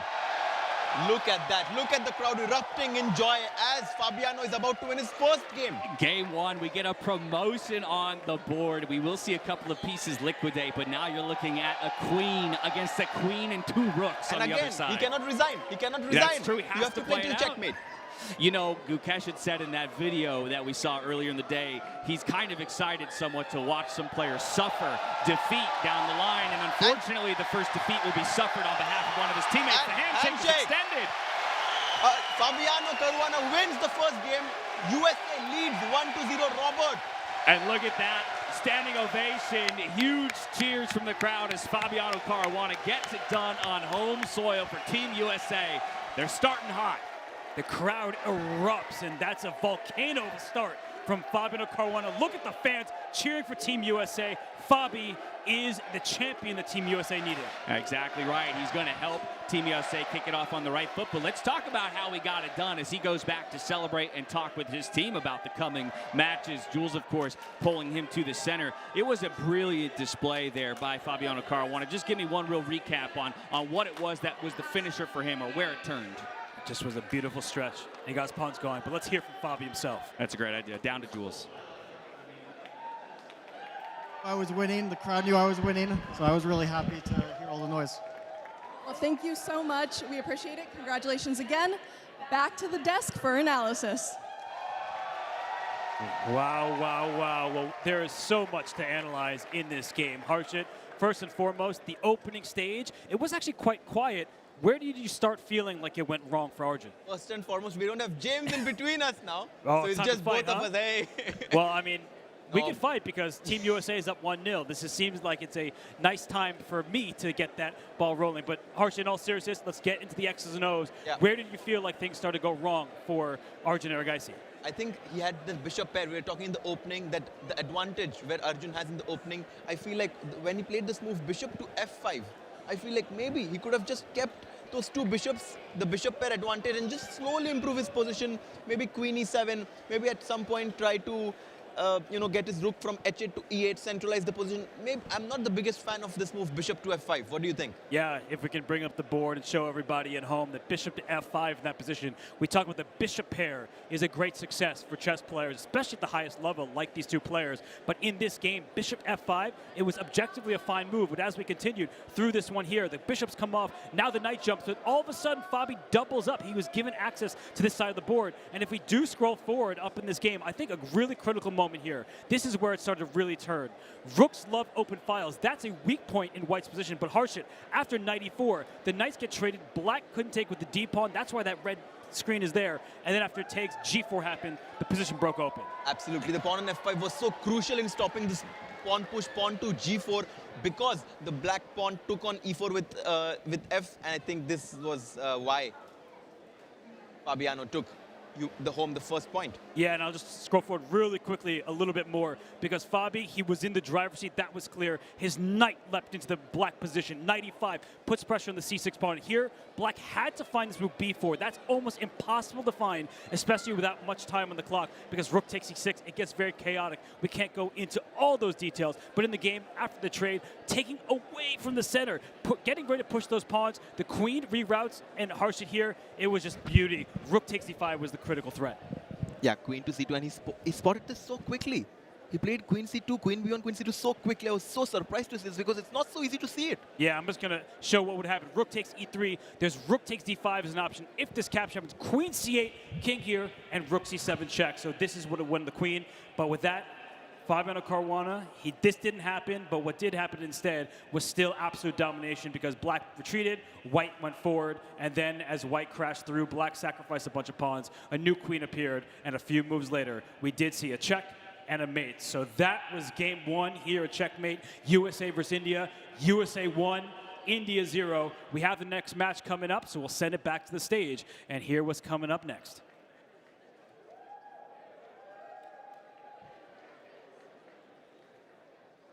How about that, y'all? Team USA, Fabiano Caruana.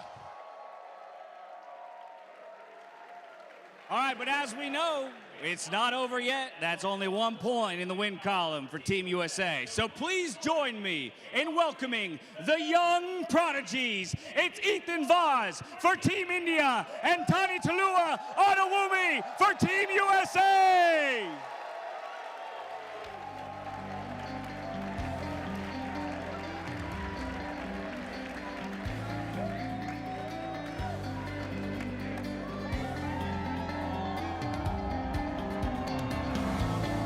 Take a moment and drink that in, guys. These are the future stars. They're already stars, but they'll be brighter stars in the future. Ethan, Tani, you guys are the youngest competitors in the field. This is an event like nothing you've participated in before. I'll come to you first, Ethan. What has it been like for you to be on a team alongside some of these other chess legends and to be playing in front of this incredible and very loud crowd? Been a different experience. Like usually during tournaments we don't have so many spectators, so I'm happy to see so many people. And players like Gukesh and Arjun on my team, it's very amazing. And I'm hoping to do my best in this match. Wish you the best. Tani, same question to you. You've got the likes of Hikaru, Fabiano, we got Levy Rozman, we've got Carissa Yip on your team. And then we've got these thousands of people and everybody at home who's waiting on bated breath for your match. How are you feeling about that match? What has this experience been like for you? This experience has been amazing. I'm really happy for my team, and that Fabi won, that Fabi, Hikaru, Levy, Carissa, and I'm just so grateful that all these people came here to watch all these matches. All righty. Well, I know you guys have some chess to play, so I want to wish you the best of luck. Take your positions, and we'll get to it. Let's enjoy!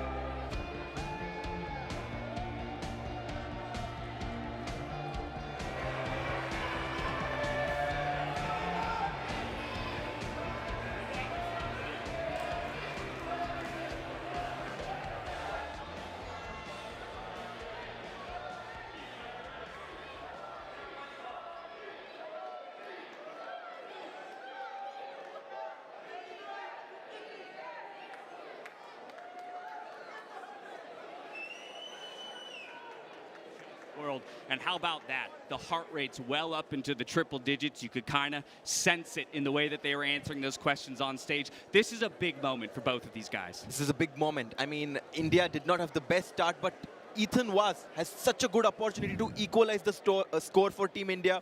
He has played a very solid opening with black. He wants to make sure that he equalizes, and then maybe he'll try to get some advantage. But right now, seems like a solid opening, right, Robert? Yeah, definitely a solid approach from both players right now. And Dash, I mean, you were up there on stage with them. I could sense their nerves, even in their answers. They're very humble, respectful youngsters, and their brightest chess is ahead of them. But this might be the brightest stage of their career, and I can see it even in their gameplay. Right now, it's very peaceful. But you had those creeping smiles behind both of their answers, right? And I think that's what excites me the most about these two guys, and the fact they get to play alongside of these other chess greats. Exactly. I mean, I'm sure for someone like Ethan Gukesh and Arjun has been his idol when he's growing up. Now he gets a chance to play alongside them. Not only that, he gets a chance to help that team win. Yes, in this position right now, Ethan Vaz playing perfect chess, as is Tani Adewumi. And right now, if I were playing Tani's position, he's looking at the Carlsbad structure. That's when these 3 pawns is 1 for white here. But you see that white often wants to push forward. Black has stopped that plan. The crowd is roaring, and I think right now for Tani, the knight should start its journey back to the king side, because that knight on c3, dominated by that pawn 3 squares away.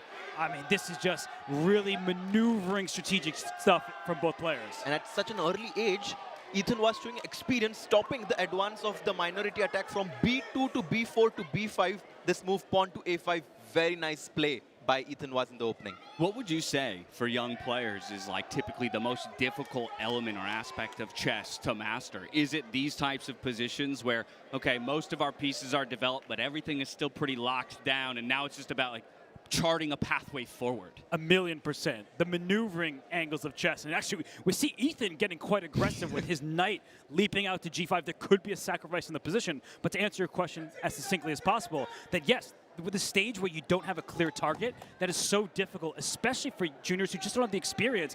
But these two are playing a great game thus far. But you can tell, Tani, he's pausing. He does finally bring that knight back, but he's always going to be on the lookout for some kind of sacrifice in front of his king. Absolutely. I mean, look at the way how Ethan has maneuvered his knight from f8 to e4 now. And he's trying to potentially play g5. I think g5. Maybe it's time to go. It's time to put the pressure. Not yet, says Ethan. Brings another piece in the game. I like what you're throwing down, though, Harsha. You know, beforehand, you and I were going back and forth, but this g5 pawn push is a huge opportunity for black right now. Yeah, it does. Go ahead. D7. James, what are you feeling about this position? Because knight d7, the engines don't like it. Yeah, the engine didn't love it. I kind of don't like it either, because at least it now gives me the opportunity to maybe move my bishop back up and look to chop that knight off. Originally, your knight's positioned there to retake the position. Obviously, we could just shuffle pieces at that point, so it's still an option, but that's what kind of concerns me. From an attacking position to a retreating position, it feels like. But I'm talking about maturity. Did you see the pause? A pawn was captured, and instead of immediately recapturing, Tani says, wait a second. Typically, we take back a pawn with a pawn of our own. He takes with the rook. Why? Rooks love open files, all the way down to that weak point on b7. And remember what happened to Arjun Erigaisi. The c6 pawn was a weakness. If you push 2 squares, then white shuffles, and then we have the same issue. So learning from the greats, learning from past mistakes, even if they're not your own, that's important. And right now, Ethan's under a bit of pressure. And to me, this is making Tani's position, or at least his attack plan, feel a little bit more obvious. I'm maybe looking to stack more onto that b file and target that weak backwards pawn by sliding a rook over, something like that. That's what he did. did. Go for it. James, you're getting too good. No. I couldn't hold a candle to anybody else in this building, but I'll take my wins where I can get them, just like I'm sure these players will take their wins where they can get them today. And right now, I would say that this position is starting to look really dangerous for Ethan. He goes for g5 and g4. Whoa. He realized that he has to find some counterplay, but there is only one move which gives Tani a big advantage. What is that move? I think I know what it is, but I would be scared if I were Tani. That's why he is paused. Rook takes b7. When I see the evaluation that high, it means I can grab that pawn, I can steal it, and live to tell the tale. But come on, when that black pawn can take in front of the white king, exposing it, that is a really tricky moment. And if Tani does take, that shows tremendous bravery. Yeah, that's such a difficult move to play, but the fact that he is taking the time, to me, indicates that he's considering it. or at least looking for that best option, maybe sensing into position. And that's that intuition that Hikaru was talking about earlier today when we had a Q&A, how intuition in these faster time controls is what you ultimately rely on. Something about this position is speaking to him. Will he take? No, he doesn't. He does not take. He goes H4. Oh. And Black is much better now, James. Whoa. Whoa, whoa, whoa. Black is much better now. He should just push pawn to G3, I think. That's exactly pawn right. To And G3. that's the problem, is he was afraid of the capture, but G3 is not. And then queen infiltrates. Let's go, Ethan. Oh. Is that what it is? It's pawn takes and then queen infiltrates? The or? queen will infiltrate. The E3 pawn becomes weak next. You are trying to break down this pawn chain. Everybody at home, remember that a pawn chain is only as strong as the base pawn. This is 3 in a row, but E3 becomes an immediate weakness. Okay, well, shoes on the other foot. Just a moment ago, the computer was telling us there's a winning move here for Tani by all accounts. Same thing now here for Ethan. It's a matter of whether or not he can find it. Intuition, kicking in. He can sense it, but can he find it? I'm telling you, this is such a good opportunity for someone like Ethan. The Indians didn't like it, but practically this move pawn to G4 was a great idea because taking the pawn on B7 when you're coming towards my king, very difficult. Now Ethan was, if he finds this move pawn to G3, and he's taking his time. He's taking his time. He wants to make sure that he doesn't miss this opportunity because you don't get many. And he's got time to give, right? Those clocks down at the bottom of your screens, they're color-coded. You're in the green, you're living pretty right now. Once we hit orange and red, that's when you've got to start to get concerned about the length of your decision-making. But this is a critical moment. It's the right place to spend time. Yeah, that's why we got that square on the board, right? It is bright red, and he does not find the best move, but we can forgive him. And part of the reason why is he was afraid that if he pushed his pawn, white would do the same, and that knight would be in some trouble. So knight to H5, it's a bit odd, and now he finds it. So the second time the charm. Now he goes G3. The position is getting very tense now. Because let's try to understand, if pawn to F3, hitting my knight on E4, right? Can Black consider something? Yeah, why is it that the computer in this situation, we just had one move from either side before this G3 push, and now the computer says dead even, where before it was giving a very solid advantage to Black. How does those 1 or 2 moves that we just saw before this change it entirely? I wish I had the answer immediately. Fair if enough. so, I would be on that stage playing against all of them. But I think what's happening here is the white knight jumped in front of the black rooks and in front of the black queen, cutting off circulation in the position. After he played, I do think Black can be brave. Throwing the knight into enemy territory behind enemy lines, not only a great movie, but a great idea in this particular chess position. Absolutely. Knight to F2 and then queen to F6, queen to H4, and threatening checkmate. Oh, you are a devious man. Is Ethan the kind of player to play a move like that? Starting with that jump in from the knight F2, it just feels like you're so offsides in the position in a way. It's a very committal move. He has to decide whether he wants to go all in, and I think it's not a bad time to go all in because you don't want to go back and be passive, especially in a situation where you're down 1-0. Your team really needs you to play aggressive. Yes, you're taking risks, but high risks, high reward.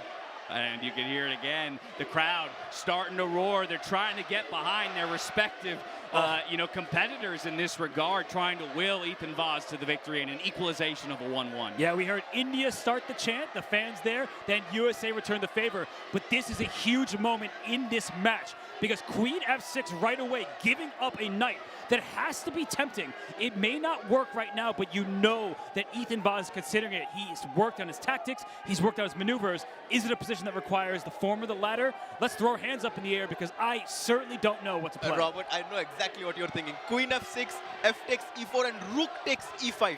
Something like this. Yes, Harshit is saying, let's give here. He The goes knight for is it. in there, He goes but a for it. sacrifice eventually. This is a wild position, Dash. And only move now. The computer screen is red, which means white only has one move to keep the game balanced. Otherwise, black is going to take over. Yeah, that's a big piece of technology that we've introduced here for this event in particular. When you see that red border And he does around... No. Oh, my God. Gave us all a heart attack for a moment. That queen slid to a square where the knight could capture, but look at this move. When we take the actual move played, queen f5 stops black from bringing the queen here, also attacks the black knight. And if that knight were to move, that knight was doing an important job defending. I don't like to use this word out loud, but repetition may be in the air, everybody. Whoa, Wow. no repetition. Not said anymore. Ethan. No, sir. Ethan was going for the kill. He has just sacrificed his exchange. And I love this. I love this for black. Another only move on the board here as you see that red border pop up around our 64 squares. I mean, look, y'all, this is the future.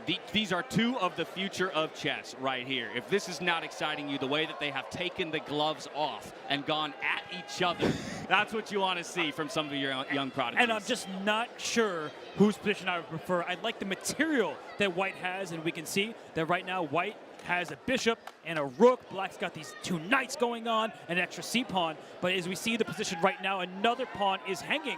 But then Black may just go forward and say, I'm going to checkmate you either on h2 or h1. It's very difficult to see how White runs away. So I think that Tani has to be more careful right now. Ethan's on the offensive. Tani better show great defense. Especially in this shorter time control, it's very hard to find defensive resources because he's coming right at your king. The knight is on f2. You have no breathing space for your king. You have your bishop on f1, but it's only defending. It's not really having any attacking chances. He takes the pawn on b7. Wow. Man. I have to imagine this is such a tough position where your resources are starting to get stretched thin between attacking and defending, right? When you're sitting in Tani's position, you've launched a bit of a counterattack. Now two of our very, strong, our major pieces are sitting on the opposite side of the board. But while all that said, we're maybe a move or two away of our own king being under threat. So how do you balance, your distribution of resources? Yeah, I got to have that full board awareness. And look at Ethan. I am so impressed by these two. He took a pawn. That may seem obvious, a free pawn hanging. But I would have been tempted to bring my queen over. But anytime this queen slides, the rook can slide to the fourth rank to defend. So rook takes pawn. That's a measured approach from a youngster. And watch out. Rook there are all B8. sorts of threats on that back rank. And Black has only one move to survive this. I mean, you want to stop the white queen from coming to g8, the white rook coming to g8. The knight from h5 has to come back to f6 as a defender. I think that's the only move that Black has in this position. Yeah, now just show it with arrows. The threat is queen to h8 check, taking you away to escape square. And after king goes up, then the rook can join the party. So the knight preemptively stops that rook from giving a check. And if that can't be delivered, maybe it's that Black can then return the favor, go on the offensive. Yes, This is just such a nerve-wracking position. I see their heart rates. They're going higher and higher. But knight f6 is the only move, Ethan. You have to play knight to f6. Cannot allow the white queen to invade. And again, the chants are beginning. You can see Tani there starting to shake with the rhythm of the audience himself. He's kind of feeling it. I've put my opponent in a tough position. The face of a killer over the chessboard right there. Oh my goodness. Tani's like, look at this. My pieces are on the final rank trying to deliver the fatal blow. And for Ethan, he has enough time to calculate here. So he needs to find not just this one turn, but the second, the fifth. And that's what these players do. No, They're he doesn't play calculating knight so f6. many No, moves. he plays it. The accurate Amazing. defense. That's amazing. Okay, finds the only move. King Now he'll G6. go ahead and move his king to safety there by slotting it up. How do we make more progress, though, for Tani? I only have two offensive pieces right now.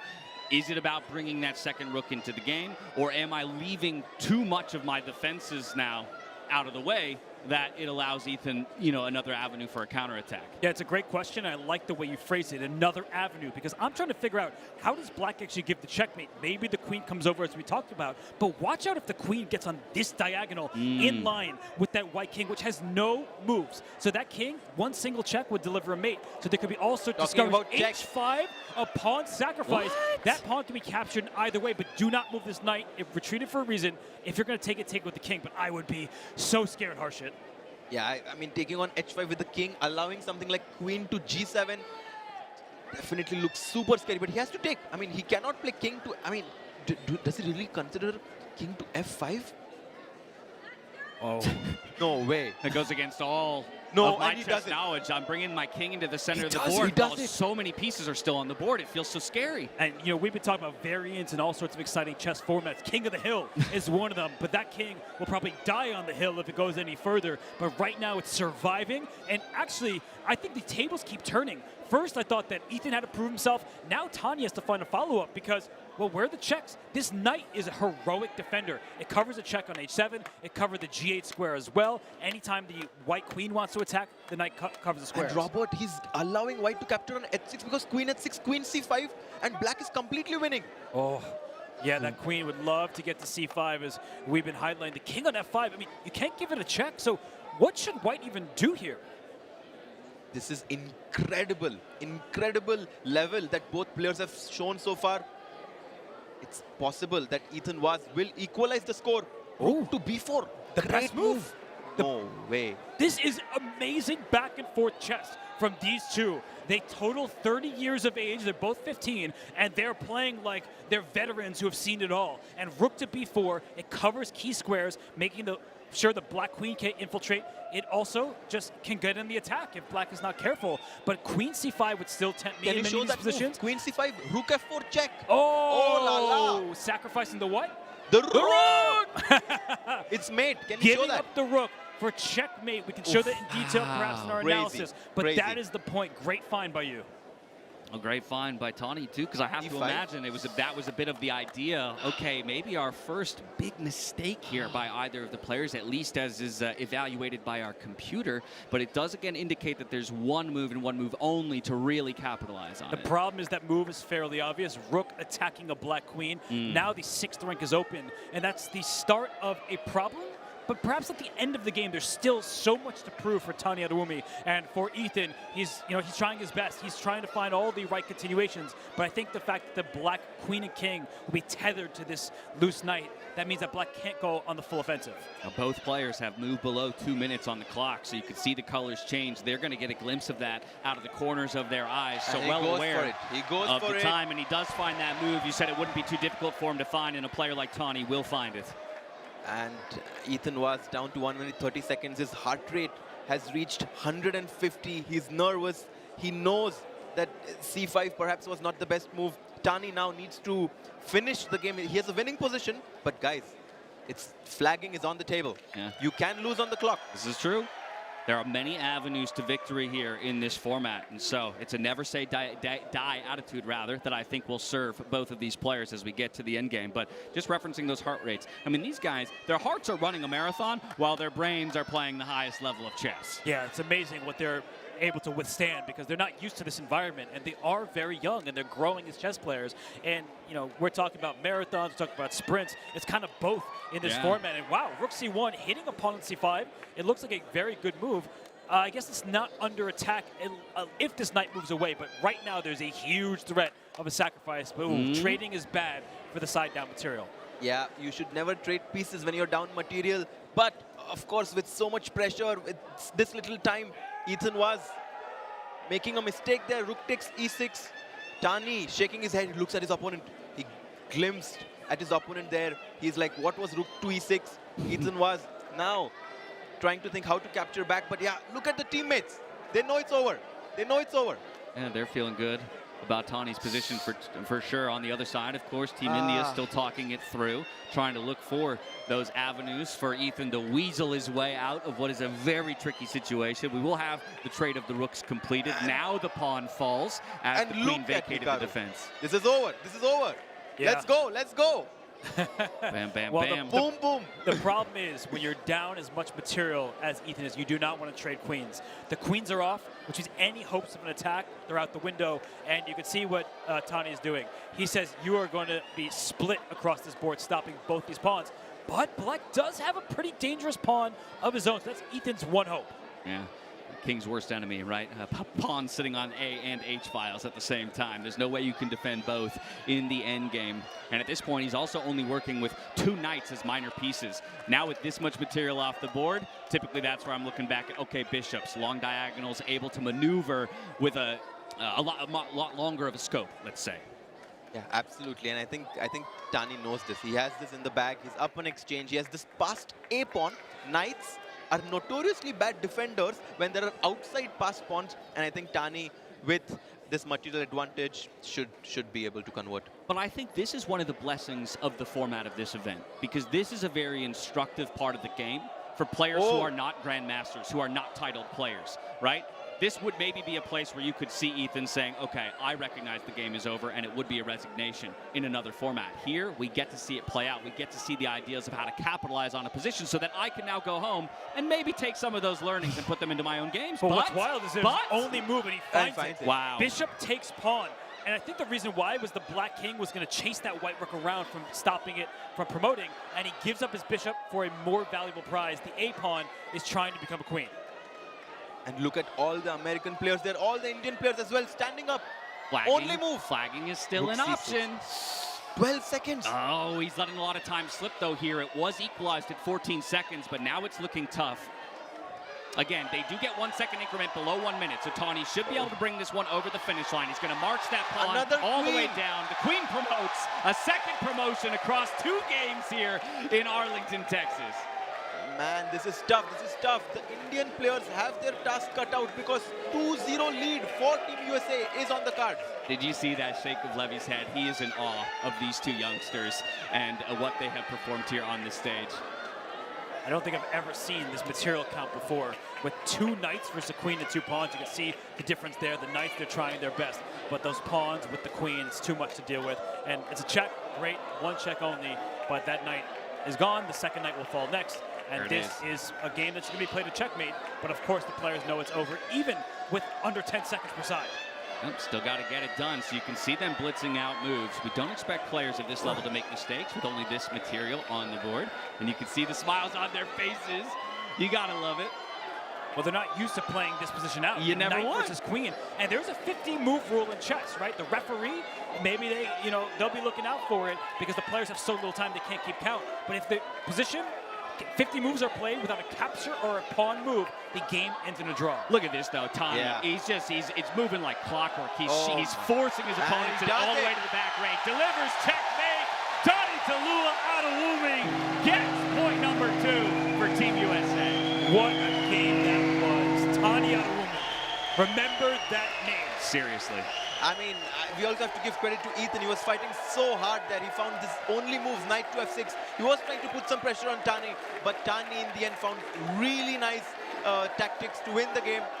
USA is now up 2-0. India is in serious danger in this match. They're going to have to put together the reverse sweep. 3 in a row for India. For Team USA, they're feeling good, sitting pretty at 2-0, and it comes off the back end of Tani Adewumi. And of course, we're going to have a moment with him on stage. Jules is standing by. Let's take a look.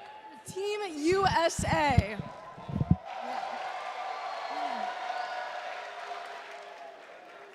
Now, the match has not been won, but you have won your personal game. So I must ask, how are you gonna celebrate tonight? Maybe have a nice dinner or something, but I'm really happy that I won. And hopefully my team finishes the rest.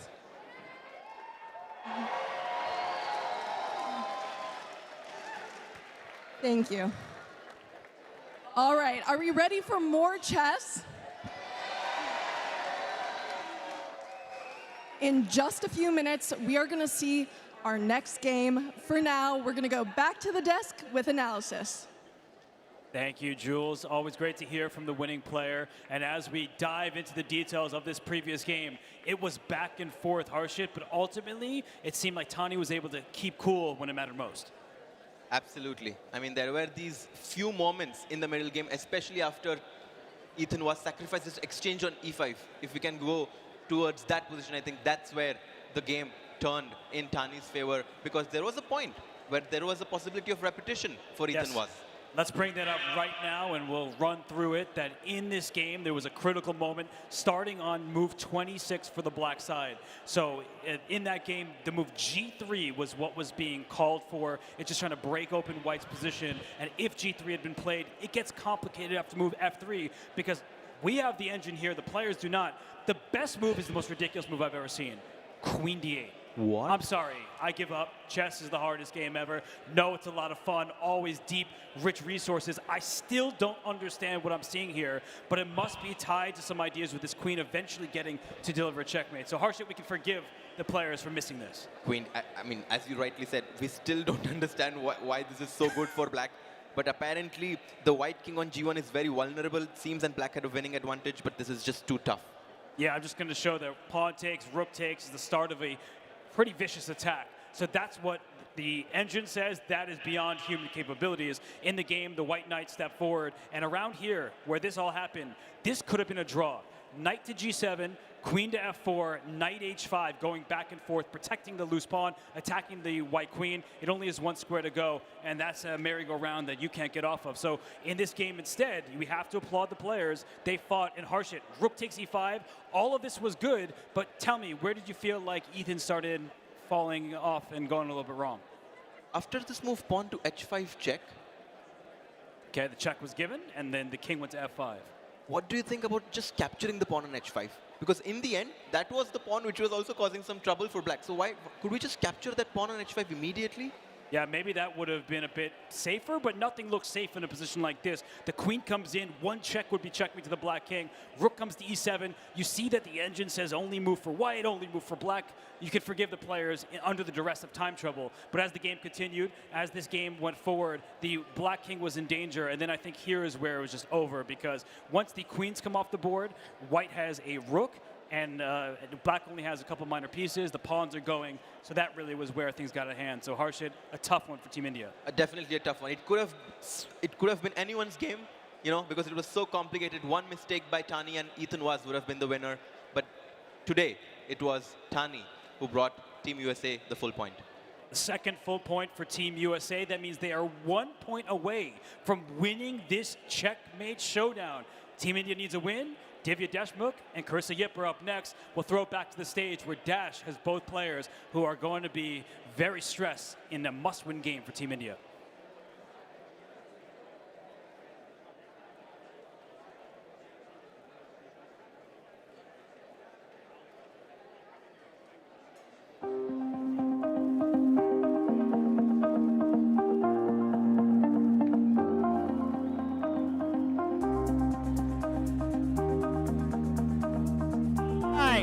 Tani Adewumi and Ethan Vaz, give it up for them one more time.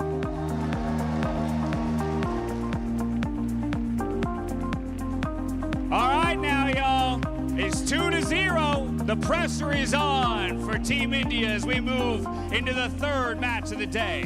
So next up, join me in welcoming, representing Team India, it's Divya Deshmukh. And on the other side of the board, representing Team USA, Carissa Yip.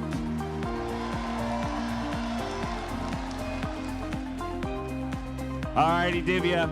It's a difficult position to be in. A 2-0 scoreline at the moment, but the reverse sweep is still in play. So I'm turning to you. How confident are you that you can get that first point on the board for your team? I'm pretty good. Oh, come on. I know you a bit better than that. Tell me what you're really feeling about this matchup. It's quite an interesting situation. I haven't been in a must-win for a while, so yeah, I think I'm going to be fine. Okay, she thinks she's going to be fine. Carissa, you could end it all right here in terms of the overall series scoreline for Team USA. So are you feeling any added pressure being on the precipice of that? Do you feel like you've got the cushion? And what do you make of this matchup against Divya? Honestly, yeah, I'm feeling good. My teammates are amazing, obviously, and I have a lot of confidence for today. All right, well, you're trying to get it done on home soil for Team USA. We're trying to extend it over here for Divya. Give it up one more time, everybody. Divya Deshmukh, Carissa Yip. Best of luck to the both of you. Take your positions, and best of luck.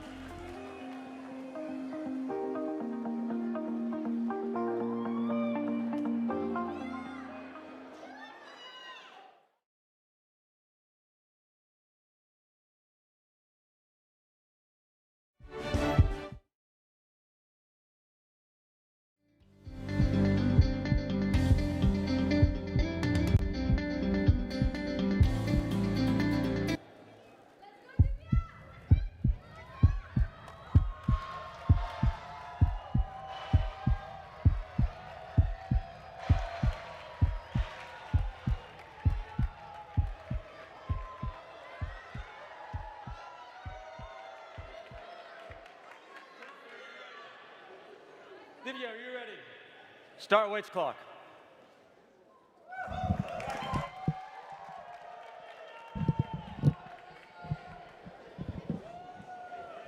And there is kickoff between this game between Carissa Yip and Divya. This is the board where all the Indian fans are going to, put down and say that Divya Deshmukh has to win now. It's a bit of a do-or-die situation here for Team India when it comes to the overall series scoreline. But I got to be honest, Robert, if I had to pick somebody from Team India to be in that third position, down 2-0, I think it's a player like Divya. You mean you'd pick the person who won the Women's World Cup? Yeah, as a I think, teenager? yeah, you're right. And Maybe also it was won- an easier decision yeah, than I made it and seem. also won the Tata Steel Rapid after not even being initially invited and being a replaced player, not preparing. Yeah, Divya is unbelievable. And the format actually helps in this way because normally you could get 2 draws to get to your 3 points. Here, a draw means you play a quicker time control. And both these players, they're skilled in all disciplines, but I think for Divya it means that a draw is not the end of the world, where it might feel that way if it counted towards the final score. That's an interesting point. It is true that you don't necessarily, while it's difficult to find draws in this format, there is the possibility of it, and then you still have that opportunity to put the point on the board in the 5-minute or the 1-minute portions. And this is such an interesting situation for Divya because, as she rightly said, she's never been in this must-win situation before. So she's in unfamiliar territory right now.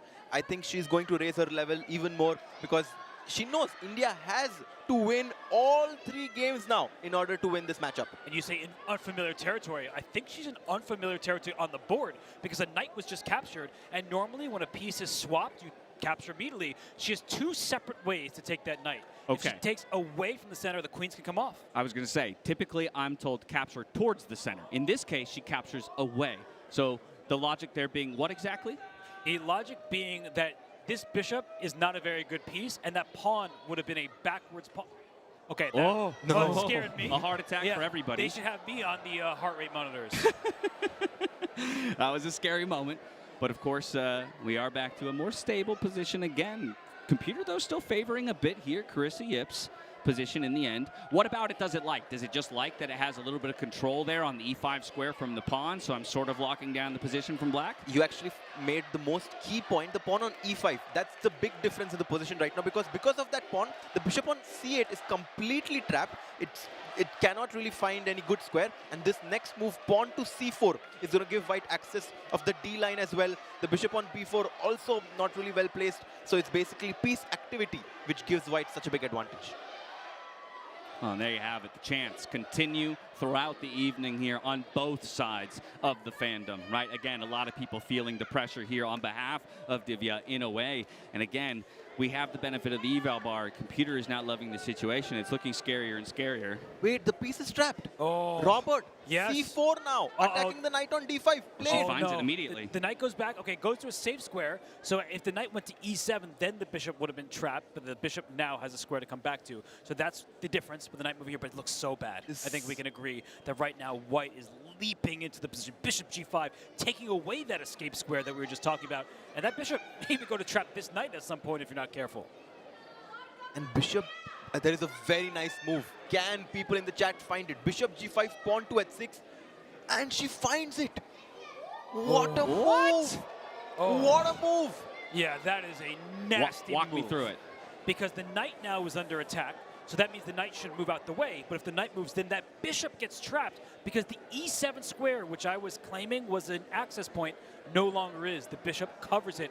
This bishop will get trapped. So the knight interposes. You hear the crowd. They're like, whoa, I would never consider that. A pawn to take the knight. But if the pawn takes the knight, then the bishop is captured. Yes, white will be ahead by at least a pawn in these lines. But Divya's hoping, at least hoping against hope, that she can survive from there. She takes the knight on d5. After you take my bishop on d8, pawn to d6. Again, you know, in all the 3 games so far, the white pawns have been marching so close to the final rank. It's crazy. I mean, we can see 3 promotions. We Potentially. could. There's a possibility of a 3rd promotion across 3 games in this one. Divya, though, is still going to fight tooth and nail to prevent that from happening. Now, I would think that pretty immediately you grab back that bishop, but is the consideration whether or not to snap up the pawn and kind of create that chain of 3? That's exactly right, yeah, because if you take this pawn on d5, you also threaten this knight on e4. So that there is a bit of depth to this position. This is one of those where you really need to analyze several moves ahead, because actually, after pawn takes pawn here, it does look like 2 pieces are under attack. And, well, there's a bit of mystery in the air, but Harshit, I see you, you're chomping at the bit. You know, white does have a big opportunity now. Yes, and she plays it immediately, without even thinking. She's like, you have attacked 2 of my pieces, let me attack 1 more piece of yours. White is up a piece. if you take my bishop on d8 right now, don't forget that my rook on d1 does pin the pawn on d5, which would stop you from capturing my knight on e4. I think that's one of the things that always impresses me the most about high-level chess is the ability to stack and order threats in a way that, again, at a level like mine, you're looking, as soon as a threat is created, you want to either answer the threat, right? You know, you like trade off, answer the threat, and go back to 0 threats on the board. Here, it's threat answered with threat. And now it's about the calculation and the move orders of how you would take things. Yeah, you see some threats here from the white side. These are the threats. The bishop would take a pawn, the rook would take a pawn. Not serious. But from the black side, there's all sorts of pieces hanging in the air. But as Harshit pointed out, after pawn takes bishop, you cannot take that knight successfully because the rook was hanging. That's why Divya had to spend a turn. She's down a minor piece for just a single pawn. She's just down a piece for no compensation. I saw Carissa turning towards the audience there, giving a smirk. She knows she's winning. She knows if she wins this game, it's a clean sweep. There was swagger in that chair swivel, if I do dare to say so myself. She is, I think, maybe feeling a bit like she is on the precipice of locking it up in 3-0 fashion for Team USA here in the first ever Checkmate event. And I think we hear people just rooting Divya on. They know that she's in trouble. They can count the pieces. And here the piece number does really matter. White has a knight and a bishop. Black only has 1 bishop and only 1 extra pawn for that lost piece. So people, they're rooting Divya on. There aren't that many pieces on the board. So that, in some ways, can say, okay, if my opponent blunders another pawn, I'll have a chance. But you could see Carissa playing. She's playing with purpose. She pushed her pawn forward, no back rank checkmates, brings her bishop into the game. The rooks could double at some point. All the right moves. This is not looking good. And also, just like in football, if there are 6 versus 5 players, that's usually a bigger advantage when there's 11 versus 10 players. So with less pieces on the board, sometimes the advantage can increase for the white pieces. Now you say that, but what's another thing we always talk about in traditional sport? The extra man, which is the audience behind you. And that's, again, I think an interesting thing for me about this event. How will they play a role in the results of the game? How have they already? I mean in terms of the energy that they're injecting their players with. You've got the hometown versus the away team, and we talk all the time about dealing with the environment, the noise, the pressure, those who are cheering, rooting against you and rooting for you, and will they be able to be the person who wills you across the finish line? Do you hear those oohs and ahs? Yeah, I mean, that is just, that's a beautiful move. Chef's kiss. Knight to e4 actually might be the kiss of death in this current game, because now it attacks a new pawn. Wait, what are you talking about? That knight is hanging, but just like Harshit mentioned earlier, for a second time, there is a pin that is being exploited, and that is just a beautiful choice from Carissa Yip. She asked herself what piece of mine was not doing anything. It was that knight on g3. She's maximizing the position of all her pieces. Divya Deshmukh hears the crowd shouting. She knows she's in a bad position. I mean, I'm in a position where I'm looking at, next moves for Carissa's, bringing that knight up to f6 with a check on the king. You're kind of locking that knight into that position. Can't be traded off because my opponent doesn't have a dark squared bishop or anything that can trade easily for it, and I've already advanced some of my pawns. So again, the recipe here feels pretty simple for Carissa to follow. Is there a wrench that Divya can throw into that? Can she sneak an ingredient into that recipe that Carissa is not thinking about? I think Carissa is right now just playing with too much poise. Because had she taken this loose pawn immediately, then at the end of the trades, it might be hard to visualize for people, but this pawn was loose and black then would have a passer. So what Carissa is doing is she is maintaining her composure. She's also restricting Divya from finding any semblance of counterplay. I mean, this is just a one-sided affair, and for Divya Deshmukh, it couldn't come at a worse time. Yeah, I mean, not only are these players playing for national pride, not only are they playing to learn them something by themselves, to improve for all the spectators here, there is also something tangible that they can win. Tag Heuer, one of the official sponsors, watch broadcasters of this event, is giving away a watch to every single player of the winning team. Yeah, and these are watches designed for this event, alongside the clock that they designed for this event. An incredible partner. We're lucky enough to sport some of those Tag Heuer watches on the broadcast today. What time is it? It's a good time here. It is a good time. It's a good time for Carissa Yip, I'll tell you that. She's looking at a possible Tag Heuer watch to bring home. Oh, she absolutely is. And Team India is watching their chances go out the window, and there's a lot of support. So many fans came here for Team India. They've been rooting them on each and every game. but there's not much to root at the moment. I know as commentators we want to liven up the game, but if we're just being honest, this is a demolition. This has been one-sided, and Divya did not play particularly well out of the opening, but Carissa has given her no chances thus far. Already with the pawn on e5, the knight on f6, I see mating patterns, Robert. I see mating patterns with the rook coming into g8. That would be checkmate. And the clock, to a degree, kind of tells that story, right? The fact that not even 3 minutes has left the clock of Carissa just tells me that there's really never been a point in this game where she's second-guessing the position or what her next move needs to be. Instead, the onus has been on Divya this entire time to find an answer, being immediately set on the back foot. And I think she just felt a ton of pressure because her previous two teammates lost their game. She knows that a loss is unacceptable, but you can't think about the result in chess. It's an objective game. And as soon as you start thinking about the result, you're not really playing chess anymore. You're playing, hope chess. I need to win chess. That can't happen. And for Divya, I mean, she would love to win this game. Look at that last move, pawn to a3. Wow. She's trying to throw a spanner in the works, and it is a confusing choice. I mean, whenever you're losing, you always want to change the character of the position. That's what I try to teach my students, that you always try to make it complicated. And I think a3 is making the position complicated, but Carissa showing so much experience, taking 30 seconds of her time and just chopping that pawn back on a3. I love that idea, though, changing the character of the board. It's a great word, and it's a good picture, ultimately, because it is such a visual game, and I think when it comes to learning concepts, like that is a great way to, for myself now, to now think about the way I approach an endgame. Things aren't going well for me. Change the character of the game. Change the pace of the game. And sometimes it's not about the quantity of pawns, but the quality. And by giving away one pawn, you sprung free a lane. And that's like a block in the NFL, right? You just make sure that lane is open, and here the rook would be under attack. And that's exactly what's going on right now. And you see the red box, only one move, it is found. This bishop is defended enough times for the moment, and that's more pressure on this piece. But this is where, retreating moves come to mind, bishop here. But Divya wants that move to happen, Harshit. I'm sure. I think Carissa is going to take her time right now, and she's just going to be ruthless and take that pawn on c3. It seems like I'm blundering my bishop on d5, but this recurring pin that has been happening on the d line is going to... Yes, she does it. She does it. And we're going to see all of those moves, and that's why Divya takes back with the rook on d5. Smart. Smart. The only chance to stay in this game. And you see now it's a bishop for black compared to a rook for white, but white also has two extra pawns, and that's really what tells the main story. Because if it was only bishop versus rook, there'd be good chances for Divya to hold, but that a pawn, just like in the previous game. So let's talk about outs. While I know there aren't many here for Divya in this situation, yes, we're playing through to checkmate in most situations, but there is still avenues to draws, technically. But are there avenues to draws with this game state is the next question. Honestly, Carissa is making chess look so easy right now. She has been playing phenomenally well. She gave no chances to Divya. And for everyone watching to understand, I mean, it's very difficult to do this, to outplay someone like Divya right from the opening and play so effortlessly. I don't see any chances for Divya as of right now to come back in this game.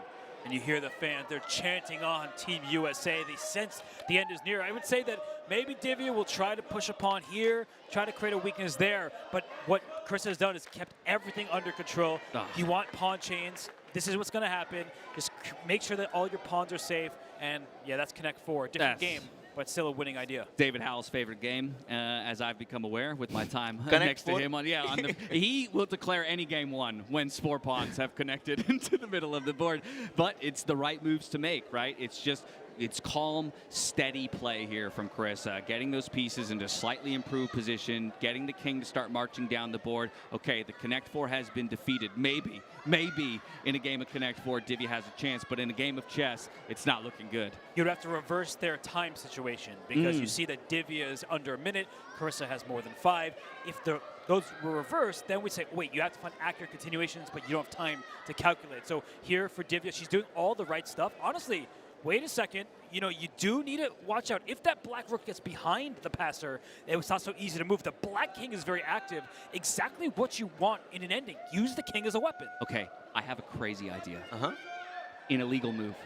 Illegal move? Can you sneak an illegal move in? That Carissa accepts. Just take off that white rook off the board? Well, or just position a piece in a way that, you know, again, maybe Carissa goes, I think that's still good for me, right? Because now you're forcing your opponent to decide whether or not they want to hit the claim on the illegal move or let it go. I mean, and that just introduces a spanner into the works, as you say. That is true. That would create some serious confusion. But honestly, what she's doing without making illegal moves, all of these rational moves from the black side, she just gobbled up a pawn. You ask about counterplay, watch out. That could be a danger. This rook can slide back behind that passer, and if you put both your rooks in the line, bishops are good at skewering pieces like this. And the good news for Divya is that the promotion square for that A pawn is a light square. So at the very least, my bishop is still not fully out of the game in terms of its defensive prowess.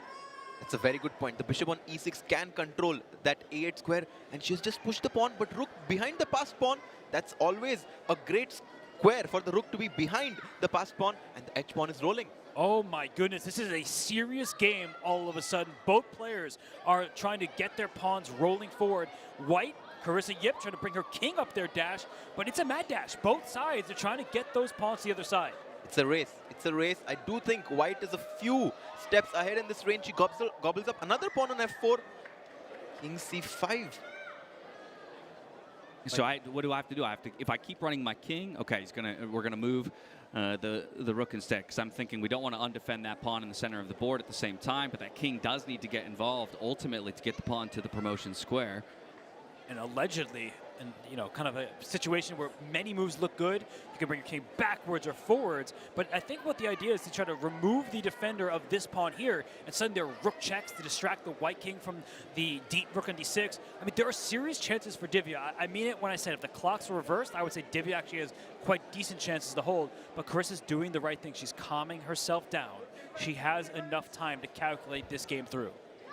If I were to ask you before the game, what are the chances for there being 3 promotions in 3 games, I don't think anyone would even guess in their wildest dreams. No, I would have never guessed. Even knowing already that this format was going to definitely produce some wild results and some funky games, I would never have thought we'd see 3 promotions across 3 games, and we're staring down the barrel of one right now. And some nerves suddenly at play here for Carissa. She was smiling earlier. Of course, the game was completely objectively winning, but you have to complete the objective. You have to finish the game. And right here, there's this big choice. And this e5 pawn, you hear the crowd cheering on Divya. Can I just chop your bishop with my rook? Just give up, take a piece. Now the pawns are blockading each other.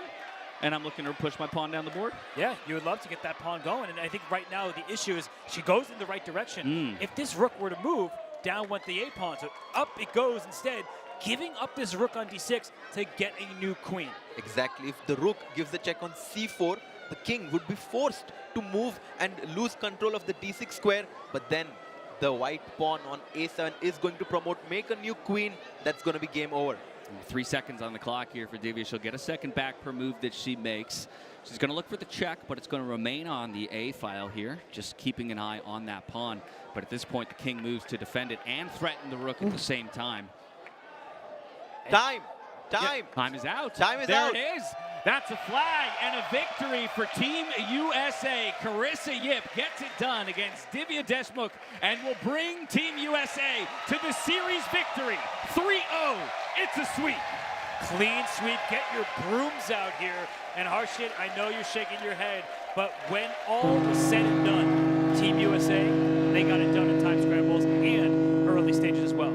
Absolutely. I mean, the game started off being so close, but as you rightly said, in time scrambles, the Indian players maybe too nervous. Not sure what happened there, but Team USA has done it. Yeah. I mean, again, it is an unforgiving format, right? The demands that these players play all the way to the end. But let's go to the stage now, as you saw Jules, who is standing by with Carissa You Yip. have just clinched victory for Team USA.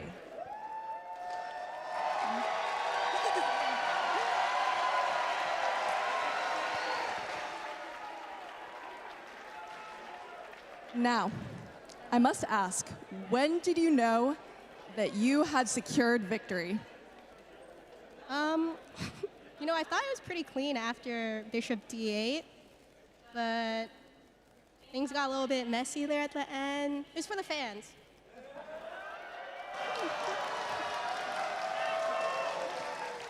No. No, Divya played really well. I think she came back from a pretty iffy position. I got really stressed at the end there, but thankfully I kind of managed to pull it out. So. Absolutely. Well, a huge congratulations. Let's give it up for Carissa.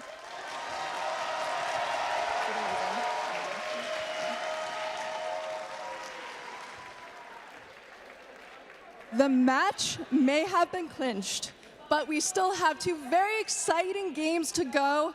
It's what we've been waiting for, so stay tuned with that. For now, we're going to go to the desk with analysis. Oh, thank you, Jules. And Carissa Yip is the celebrated party. She, if they were giving out MVP awards, maybe she would receive it. But Harshit, for Divya Deshmukh, she never was able to quite get into that game. Yeah, I mean, I actually thought that this is going to be the game where Divya is going to win 1 point. But I think the pressure was too much. With being down 2-0, she had to win this game on demand with the black pieces against someone like Carissa, who was just she was cool as a cucumber. I mean, she had everything under control from the beginning. Yeah, she said it was a smooth effort after a certain point. But let's bring up the chessboard and show where Divya paused. When her knight was captured, she didn't know exactly how to capture back. She wasn't certain. But as we look at the analysis, we can see that things started to unravel very early in this game. So as we bring it up, we'll show everybody how things went wrong for Divya Deshmukh. She decided to take away from the center. And once the queens got traded, Harsha, she couldn't protect her weak squares. Exactly, and also I think for the match situation where you have to win with the black pieces, I think it would have been a better practical decision to take on c6 back with the b pawn, keeping the queens on the board, keeping the complications alive, because as you rightly said, after dc6, the position was too simple and white had a very straightforward path to getting an advantage. Yeah, the queens came off the board, then the knight avoided a trade, and here was the moment. If we take a step back, c4 was a move that Harshit was calling out for, a huge threat, not just controlling more squares and kicking a knight from the center, but threatening to trap a bishop. So as we went forward here, after a big blunder, if the knight went back to the center, a3 immediately traps the bishop. The knight took it square away. Bishop c5, pawn to b4, that's it. That's your piece. That will be game over. Match win USA. But in the game, the knight went to c7, thinking the bishop could retreat safely to e7, but not so fast. Harsha, this was beautiful. Carissa develops with purpose. Bishop to g5, so decisive. And also, let's talk about the time management. Carissa had been playing so fast the whole game. She was always putting Divya under the pressure, not only on the board, but also on the clock. Bishop to g5, and after h6, this is my favorite move. I think this is, for sure, the move of the game. After pawn to h6. You don't get a queen for getting your bishop to the other side, but maybe you should. I mean, this move, bishop to d8, threatened the knight on c7. As all those arrows were showing, the bishop no longer can retreat to that one safe square, and that's why Divya tried to take matters into her own hands. It was a really tough moment here. I mean, if she tried to bring her knight over to the rim, then the bishop gets trapped in the same exact manner with pawn to b4. And yeah, the bishop can slide out the way and attack the white bishop, but a very simple retreat, and Harsha, that's all that was going to take. Exactly. And I think after bishop to d8, I think that key move gave Carissa the full point.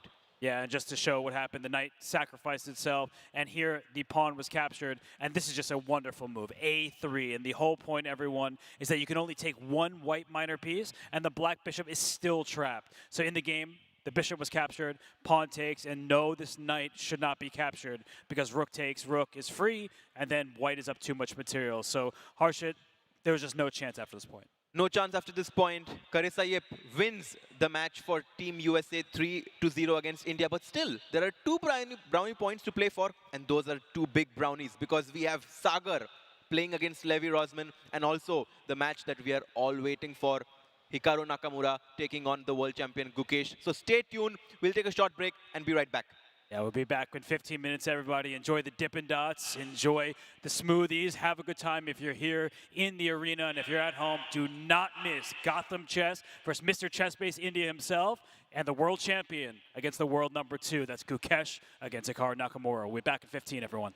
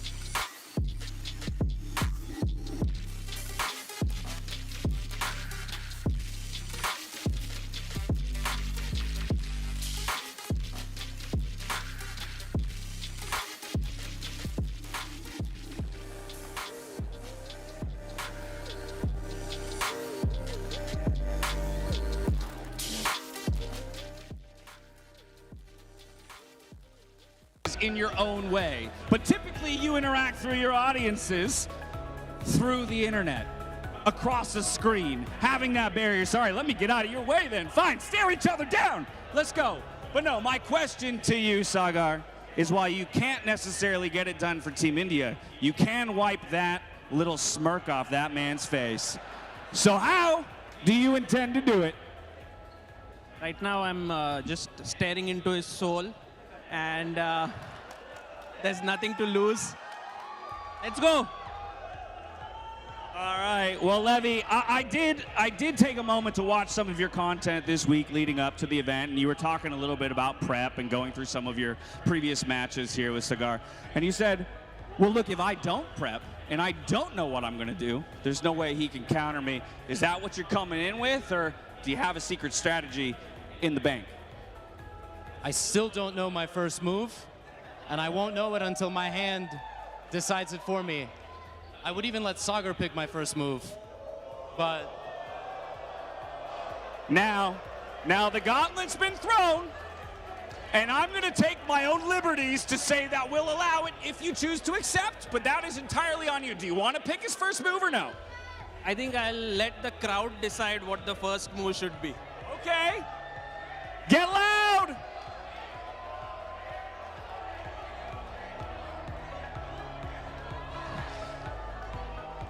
Are you hearing one move above the rest?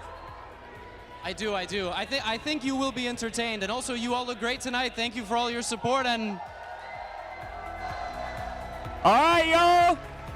Two of the most known figures in the chess world, Sagar Shah and Levy Rozman. Gentlemen, take your positions, and best of luck!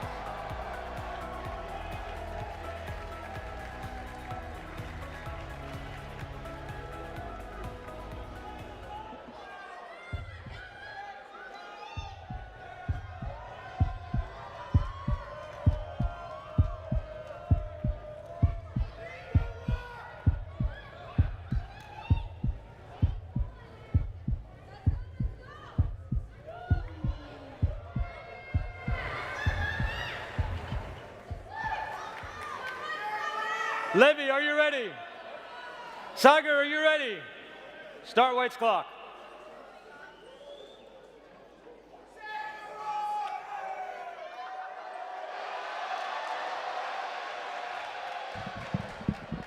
And the most exciting game of this, one of the most exciting, has started. And the first move, bird's opening, pawn to f4. Now, as I take my seats, I'm coming in just as a few moves have been made. Levy had said he was willing to let Sagar make the first move for him. Then it was turned to the audience.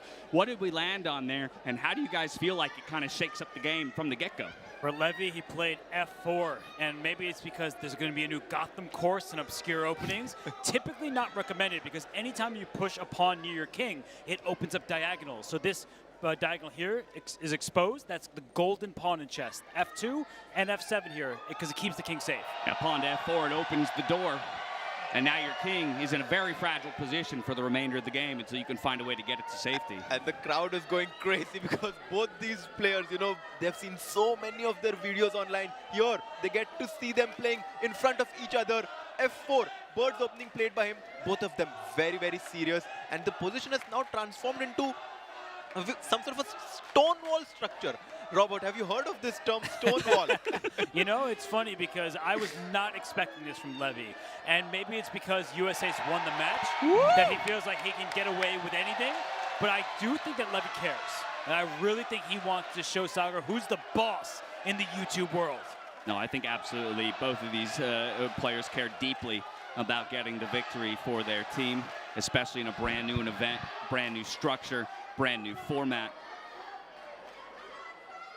Now, I do know that these players have a decent amount of history, too, when it comes to games, primarily online. But like I said, I had the privilege of watching some of Levy's content leading up to this event, and he actually went through each of their matchups. It's good to see him be so critical of the mistakes that he made in those matchups. But my curiosity is always, you know, how much are these guys, how much do you as chess players typically remember and bring into repeat matchups against opponents in terms of styles, tendencies, maybe, again, weaknesses that I can attack?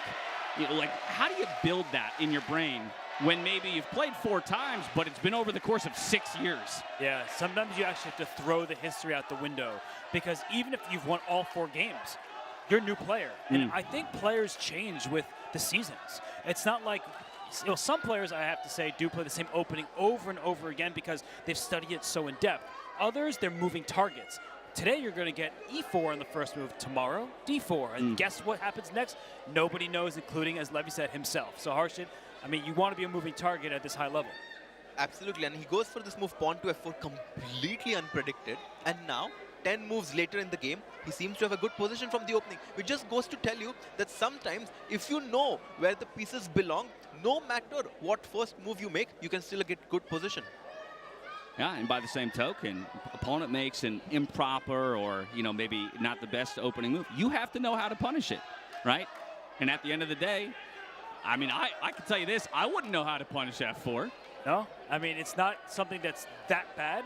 It's just usually not advised because it gets, especially beginners, in trouble on the dark squares. But in this particular game, we have that stone wall structure that Harshit was mentioning. It means that central breaks are hard to come by for Sagar, and he just played a move. It looks like a capture. He exchanged knights. I mean, Levy is definitely going to capture towards the center, and after this, we're going to see some pressure on the queen side. I mean, Levy does have the initiative right now. He's gotten away with the opening. Fans in the crowd getting a handful of that popcorn, enjoying the show. You'll love to see the smiles on the faces here. And again, everybody continues to get loud, supporting both of their countries and their players. And look at these fans chanting, "Let's go, India, let's go." Sagar Shah, will he bring India the first point? And queen comes out to defend against the threat that his opposing queen was looking for. So do we take the trade? That now becomes the question. You know, it's funny, because normally when I commentate, I'm not biased at all. Here, I've been rooting for Team USA from the start. True. And right now, I'm rooting for a draw. And I typically don't say that in chess, but you know what? I want some quicker time controls. I want the mayhem, because the game, yes, it's a draw. That means they start over, 5 minutes per side. Can't repeat this bird's opening, and we're going to have fun with it. And that's a good point. I would like to see these guys play 3 games. Let's go to 5. Let's go to 1. I mean, if I was Sagar or Levy right now, I would love to press that claim button and be like, my opponent is playing too bad. They would be the 2 guys to think of something like that. So, only a few minutes off the clock for both players. Plenty of chess to be played. Maybe we will get a bit of a showman moment like that. And you ask this question, does White want to allow this trade of queens? If Black takes the queen on b3, it will allow the White pawn to capture towards the center. You always mention that the pawns should capture towards the center, and that's a very important point, because pawns in the center are much more valuable in the middle game than they are in the end game. Okay, so now it's onus on Sagar to decide, do I want to go for that trade? Am I giving my opponent an excuse to centralize or move that pawn a little bit closer to the center of the board? And ultimately, is that something I want to do? I think that Sagar at this stage, he's reacting for the most part, because Levy has made a move, a developing move with the bishop, putting pressure on this pawn on e7. The queen left the defense of that square. So I think for Sagar, the crowd is really, they're going crazy because Levy's hyping him up. Levy's hyping him up, man. He's like, it's your time to think. I'm going to get the crowd loud. I'm going to make it difficult for you to think. And that's another piece of all of this. How do you play the crowd? How do you involve them into it? Sagar Bhai is so serious, but let's go. Sagar Bhai, you have to win somehow. I feel like he has to trade the queens off in Sagar's position. I'm talking about, because where else does my queen go? I'm stuck there for the eternity of the game if I don't choose to trade off. That's right, because Black is not fully developed, right? This rook and knight, they're stuck at home. And I think that if White takes in d5, the issue is forced. Because after pawn takes d5, the queen is also threatening to capture again.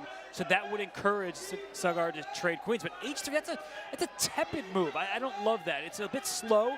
White is still better. But I feel like, for Levy, that if he plays too many of these moves, he could lose the initiative. The old waiting move. He's making a waiting move, improving his position, but I feel like Sagar has to start playing quickly. The position is so solid that it's very hard. It's going to be very hard for him to find a weakness in White's campus. But if he can put pressure on the clock, that's where he can get his chances. I think the best strategy for Sagar is just blitz out his moves from now on. Okay. So asking for that change of pace, change the character of the game, if you will. Exactly. I think the character of the crowd has changed. They're rooting just nonstop now. Lots of Levy fans here. I've heard a sprinkling of Sagar Shah fans here, but he's a beloved figure in the chess world, and that's not an angle you see very often with him because he's not that often found at the board. No, definitely. And he's somewhat of a soft-spoken guy. I mean, both these players, look at him. Levy showing a heart to to the crowd there. It's so hard to not like these players. They're so lovable.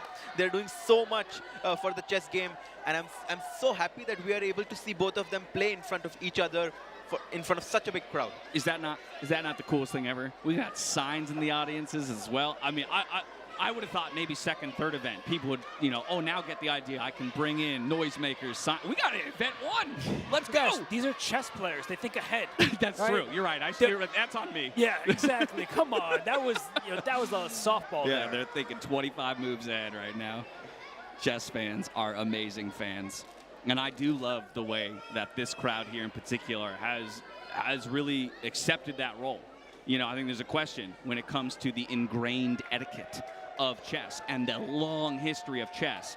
Would it have taken more time, for people to kind of, no, it's okay that we get loud. And I feel like this crowd here has proven, right out the gate, we're going for it. And they're like, we can be really loud. And I love that the whole Indian team is still sitting there. They're still trying to root for their teammates. Even though the match has been won by Team USA, the Indian team still showing great camaraderie. And that's what you need. Keep your spirits up. Yes, you can't necessarily get the victory. The great news is this is an exhibition show match, right? There are no rating points on the line. So at the end of the day, the goal here is to put on a show and have a good time. Yeah, and I mean, every single match is intrigue just because the overall score is in USA's favor. And wow, this move just played by Sarah. He's like, get those queens off the board. Take my damn queen. Stop running away. And the question, I think, now is, will Levy finally acquiesce, or is he going to keep running? How often do you see 4 pieces stacked like that on the A file, of all things? I'm actually thinking whether Levy will go for a repetition. He'll take the queen back. Oh. Sagar will attack the queen again, and maybe a draw. They might want to play some more chess, I kind of feel like these guys would be willing to play some more chess. I think Levy knows what the people want. Yeah. He knows that they want to see these two stretch to the limit, playing quickly from the start, because this has been a methodical game. And you asked about the AFA, has it been this clock before? The famous Kasparov-Karpov game. Okay. With the whole A file was with pieces on it. So it doesn't happen very often, but when it does, great players, clearly. Yeah, and you'll probably see it happen more in formats like this, again, where in most cases, you're not going to find your way to a draw, unless, of course, these guys with the threefold repetition decide that they want to go. He goes back with the queen, and he has a smile on his face. Queen B6. Queen B6. Oh? Well, He's asking the crowd whether he should go for the draw or no. He's going to have a conversation with them. All right. I don't know what he's learned from that back and forth, but I think he's learned that Sagar's ready. He's every bit up to the task. He says, you're not the only content creator here. You're not the only international master at this board. I can play your game. I'm not afraid. Full authority. Let's go for the draw. Bring it back. Will they claim? Will he claim? And press the button. Press the button. Press the damn button, Sagar Bhai.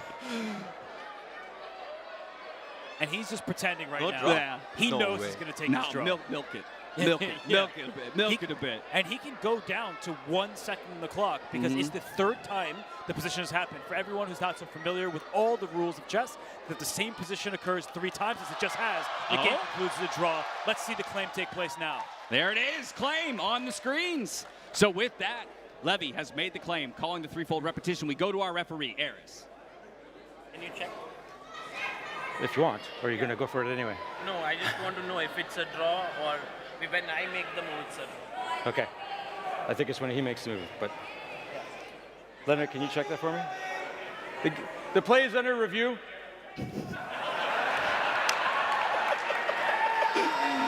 Oh, that is brilliant.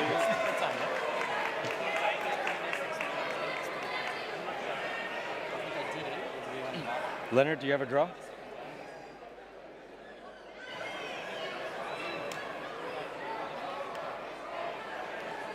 Okay. I got it. Thank you. We have a draw. Next game, 5 minutes. Draw. And there you have it. The claim has been made. The referee has laid his decree. It is officially a draw. I wonder if some of the fans are not aware that they're about to reset the pieces and go again, because I hear some booing, which is a bit surprising. You know, maybe some people just wanted Levy to throw the hammer down or something like that. You know, this is the idea of sport. Some people aren't going to like the play that you make, but the reality is 5 minutes now, and our first opportunity for competitors to go back to the huddle and have a discussion. What do I do now? And a reminder, you can't play the same first move. Now it might be a benefit that Levy started with F4 of all things, because great, I don't have to play that again. I don't have to play that again. Actually, Levy managed to get a great position from the opening, so I think Sagar should be happy that he escaped with a draw. Now, with 5 minutes on the clock, both players are really need to speed up, and I think it's all going to come down to who's going to be the faster player. Yeah, talk to me about that switch of gears. That's a difficult thing to do, to from the outset, reorient yourself to having half the amount of time. It's difficult, and it happens all the time. I mean, Fabiano Caruana just won the Grand Chess Tour, and he was going from rapid to blitz. And for Levy and Sagar right now, they need to move more quickly in the opening. They were very methodical in this game. They're both fine. They were kind of, lulling the crowd and us to be certain, that they would be okay with the draw.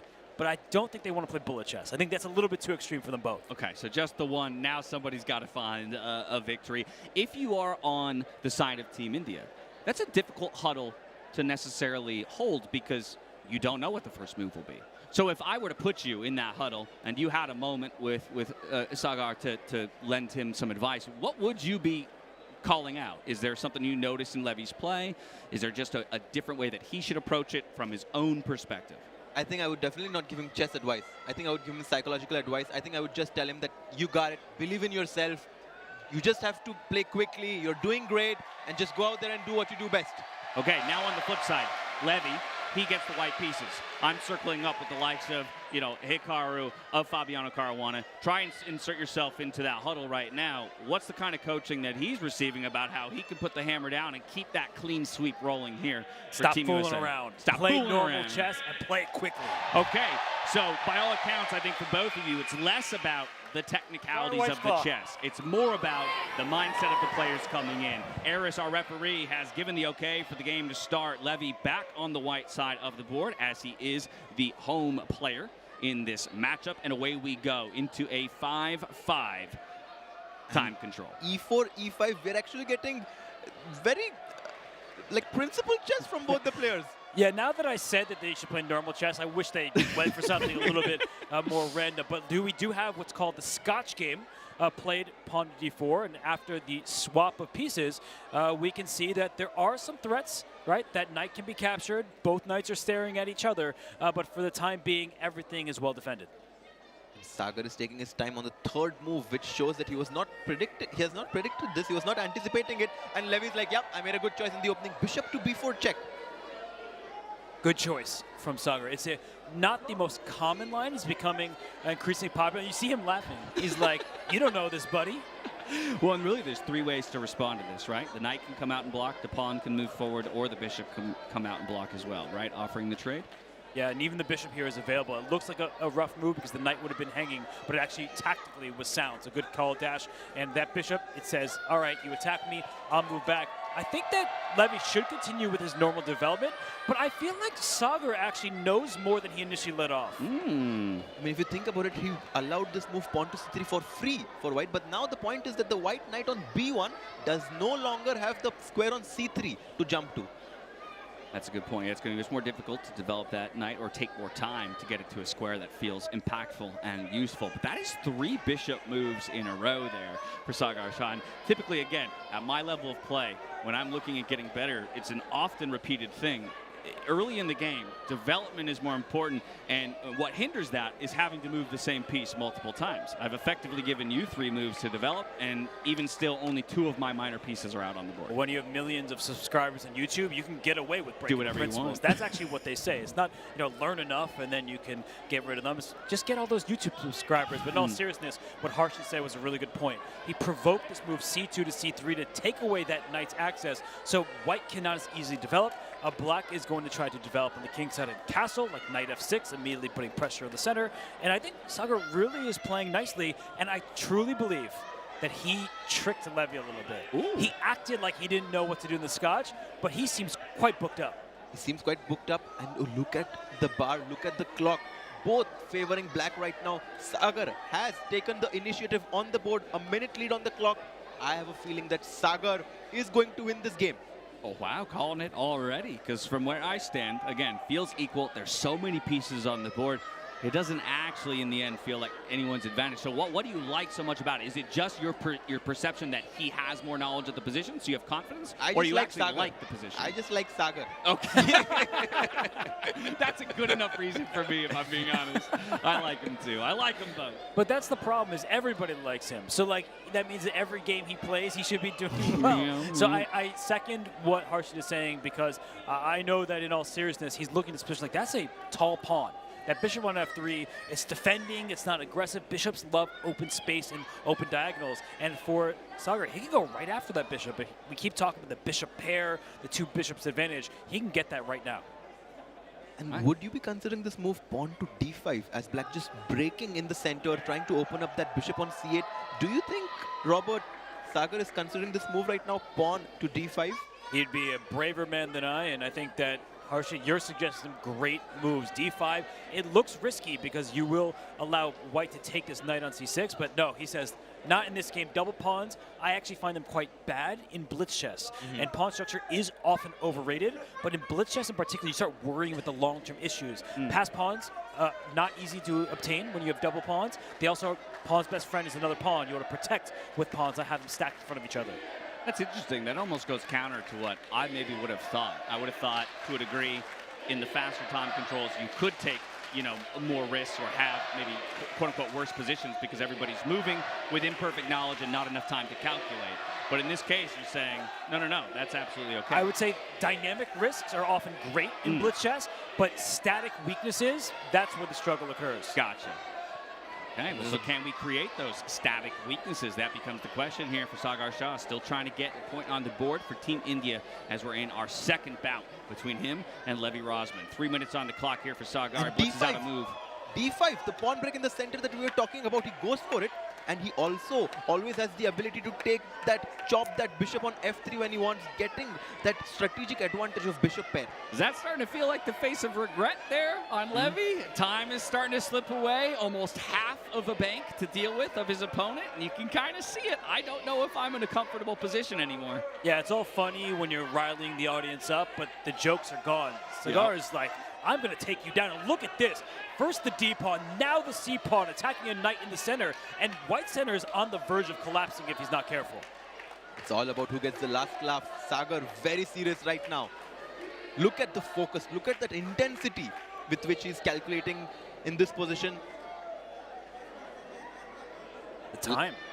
The time is going to become an issue here for Levy now. Again, just a quick reminder for everybody. Once they dip below 1 minute, you will get 1 second increment per move that you make, up until the point where you go back over a minute. But that is going to give Levy at least something to fall back on in terms of not losing too much on time. Still an opportunity to be flagged, though. That's not what you see in everyday tournaments. The ability to give increment only once someone is below a certain time quantity. That's an awesome addition to this event. And that's thanks to Tag Heuer, one of our incredible partners who had to develop that new clock and time piece in order to effectively deliver us a tournament like this. Absolutely. Look at the position now. The two knights on d2 and c2. It's been a long time since I've seen two knights next to each other on d2 and c2. Not what you advise for your students. And look at this. He's saying, yeah, you have these really passive knights. I'm going to press forward. And that bishop that made so many turns, it's about to stare towards the white king. And look at the smile, that wry smile on Sagar's face. Oh, shoes on the other foot there. Levy entertained the idea of a draw when maybe he could have reached for more in game one, and that decision might come back to bite him on the tail of trying to be the showman that he always is. Coulda, woulda, definitely shoulda, because Levy right now is in huge trouble on the clock. He has the worst position over the board. I really like his last move, though, because Harshit was correct to criticize those knights that were just sitting next to each other. That knight would like to pile pressure on a pinned piece, everybody. That knight on f6 cannot move without black losing the queen behind him. Yeah, I mean, he has found a great resource to try and reroute this knight to d5, as you there, Robert. What does Black do now? I like this move, bishop to e6. I want to stop that knight on b4 to come into d5 and put pressure on my knight on f6. Bishop to e6 is my prediction. And he goes he'll for find it. Yeah. Levy, though, still says, I'm happy to centralize my knight, but this does give, rather, the opportunity for a trade of minor pieces in the center of the board. It would be bishop for knight. By the way, the heart rate, you can see 127 for Sagar, and they have a green heart, which means that they're not very stressed. But look at Levy, his heart is red, which means he's stressed right now. Yeah, so maybe lower heartbeats per minute, but ultimately feeling the pressure at the moment just a little bit more. There it goes. We're going to have the knight fall away. Would expect capture back, logically. Why are we thinking? It's a good question, whether to take the knight on f6 first or take the bishop right away. He takes the bishop, and now for Sagar, he's got a number of options. This pin is really annoying. I would try to break the pin either by pushing my pawn to attack the bishop or bring my queen up. Either way, this pawn on d5, it's worse than its counterpart on d4. Guys, it's bullet chess now. Let's go. That's right. Just dipping under a minute himself here, Sagar. So each will get a second back per move that they make. But the red is on the clock, and that's when you might see the heart rates change. And things are going to start to pick up pace. And there was a bit of emphasis with that capture. Sagar took the bishop, and he kind of screwed that knight in there. And here goes the d5 pawn. So right now, Black is up a pawn. But look at the shattered king side, the weak squares. Right in front of double pawns is a square that White can take. At one point, there was a minute-and-a-half advantage all the way over in Sagar's camp. Now it's only down to about 15 seconds between them. So things are getting a little bit tighter. And ultimately, Levy is still fighting. He's fighting, but he has 20 seconds on his clock right now. 20 seconds on his clock. He goes queen to b5. He's trying to remaneuver the queen to the king side, to the h5 square right now. And look at both of them. They're nervous. I can sense it. Yeah, their entire body language has changed. They're no longer making any references to the crowd. But we could see a repetition again, and the crowd wants it, I think. If the queen goes back and forth, we may get to a shootout. Oh, no. No. Okay. Sagar refuses. He says, no, I have a win here. I can find it. I can find it. That's his hope. 20 seconds each. Queen b5, pawn to d3. No, he goes queen to c6. I think there's nerves here. And look at the queen. It swings over. If the knight can join the party, the black king's in danger. There is one check and one check away, but the black rook now is an open file to attack with. Yeah, that's a grimace. Levy doesn't love his position right now, but he's still going to fight. Down below 10 seconds is he. Only 7 to work with. Back over to Sagar here. How can he put the finishing touches on this game? And you see Sagar tap the table a little bit. He's really nervous. Capture. What's going on? The pieces are flying.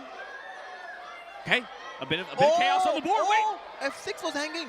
The pawn was hanging, but no time. It was missed. No time to find it. And it's hanging again. Pieces are flying off the board. Too much pressure. But both sides are in a tough spot because both kings are in danger. And we're in flagging territory. We've already seen one game decided by a flag. Wait. What? Give him 15 seconds extra. The ref has stepped in. 15 seconds awarded to Levy, likely because of that mix-up of pieces. It ate into Levy's time. That is a part of the rule set here. The referee has the ability to give 15 seconds to a player if their time was chewed into due to the play of another person. So Sagar here now with only 1 second to go. He's got to make a move, and he does. All the pieces drop, and Levy's completely winning. And Levy's winning. Oh, my goodness. It's over. In the end, the winner comes through. Wow. What a game. Time in the end will be the decider. Levy Rozman. They brought us to a second game. It was 5-5. What a show by the two of them. But USA moves up to 4-0. Man, as bad as I feel for Team India right now, I have to give credit to both the players. What an exciting match. What a show that both these players put on. I think we will soon go to Jules, who will be asking a question to Levy right now on stage. Yeah, the guys are being kind and resetting the board for the 5th and final match between two players who need no introduction. And as soon as we can, we'll get to that stage. We'll hear from Jules and Levy Rozman himself on what it means to take a victory here. As I mean, that's got to be one of the biggest over-the-board matches that these guys have played. Maybe, again, not for rating and for their own, but for the fact that they're doing it in front of the crowd at an event like this and alongside their teammates. That's massive.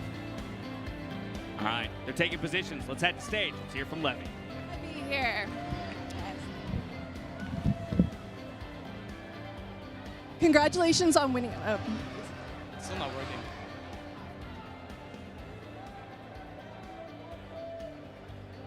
Yeah, mic's not on. All right, I'm gonna shout really loudly. Okay, now it's working, sorry. Won't shout so loudly. All right, a huge congratulations to Levy. Let's give a round of applause.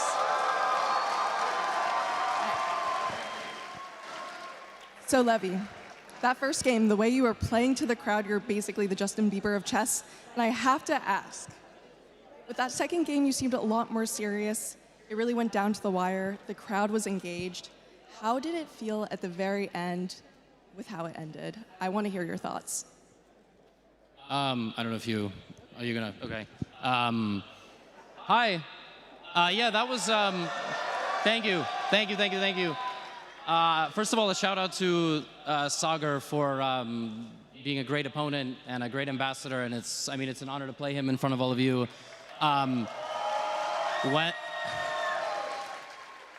When I saw the match order, I was really worried we would be the championship game, and I was like really stressed, and I had no idea what to expect. And it was a good start for us, so I knew more than anything, like we needed to keep the energy high, keep the hype going, and I figured what better way to do that than, play some more games.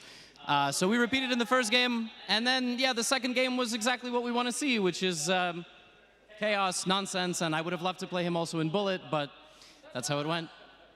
Absolutely. Well, let's give it up for Levy. An amazing match, giving us all the entertainment. Thank you so much, and congratulations. Thank you. Now, we have our last game. It's going to be incredibly exciting. While we wait for that, we're going to go to the desk. Thank you, Jules. Great to hear from Levy, who did win that game against Sagar, but that was quite a back and forth battle. In the first game that ended in a draw, Levy was better before they put a bit of showmanship for everybody. And that second game, it seemed like Sagar had the upper hand for a while. Yeah, at some point, I think there was a repetition that he could make, but Sagar's like, no, I want to win this game right here, right now. But then when it went down to the time scramble, the experience that Levy has in these shorter time formats came into use. He was clutch there, having some last-minute tricks. Sagar made a big blunder. Levy, very nice win. Let's do our best impression of Levy and Sagar and dive into the game. Let's analyze what went wrong for Sagar and what went right for Levy, because for a while in this position, it felt like Black should be on the better side. This pawn on d5 is weaker than Black's pawn on d4, but this is the first moment you really didn't like from Sagar. Absolutely. I think that here, he should have just played this move pawn to h6. And after bishop takes f6, queen takes f6, the bishop on b6 is going to be a monster whenever the pawn on d4 moves. And I think that this would have given Sagar a risk-free advantage. In the game, he won a pawn, the pawn on d5, but as you were mentioning, just a few minutes before he did this pawn structure, spoiling the pawn structure, especially in this time control, can be a big disadvantage to your position. Objectively still good for Black, but practically becomes very difficult because as the game continued, there were some difficult choices, and Black Sagar was playing very well. Levy was trying to avoid the queen trade. Things still going back and forth. And then at this point in time, Black is actually doing very well. You can switch from defending, into attacking. And then after queen goes, the rook is coming in. Everything was going right, and even this pawn pushing seemed good, but this was a big miss from Levy. It was mate in 2. It's actually mate in 2. Queen takes f6, rook g7, rook e8 is checkmate on the board. But of course, when you have 5 seconds on your clock, you're not really focusing on what your opponent is doing. You just want to make sure you don't lose on time. Levy just wanted to keep things under control. That's what he did. And finally, after, I think there was this queen g5 check and the bishop on a5. Yeah, it still seemed like Black was doing pretty well with the passed pawn, but there it was. That the queen left the d5 square, allowing the white queen to check, and that just wasn't a check. Everything fell after that. First the bishop on a5, then the queen moved in, then the rook on d8 with check, and after that, the flag fell, but the game was over because I don't think Levy was going to miss this checkmate in 2. Yeah, just checkmate in 2, rook d8, rook e8. The whole facade of the Black pieces fell down after he lost that bishop on a5. Levy wins. USA is leading with a score of 4-0. We have one final game, Robert. Will India manage to get any point on the leaderboard? Because it's 4-0 right now, and this is the biggest match. What do you think? It's a clean sweep right now. Will it finish that way? That's up to Hikaru Nakamura, who takes on world champion Gukesh Damoraju. We'll throw it to the stage, and Dash, who's with both these players. The match may be over, but you know these players are going to do battle. Let's throw it to Dash right now.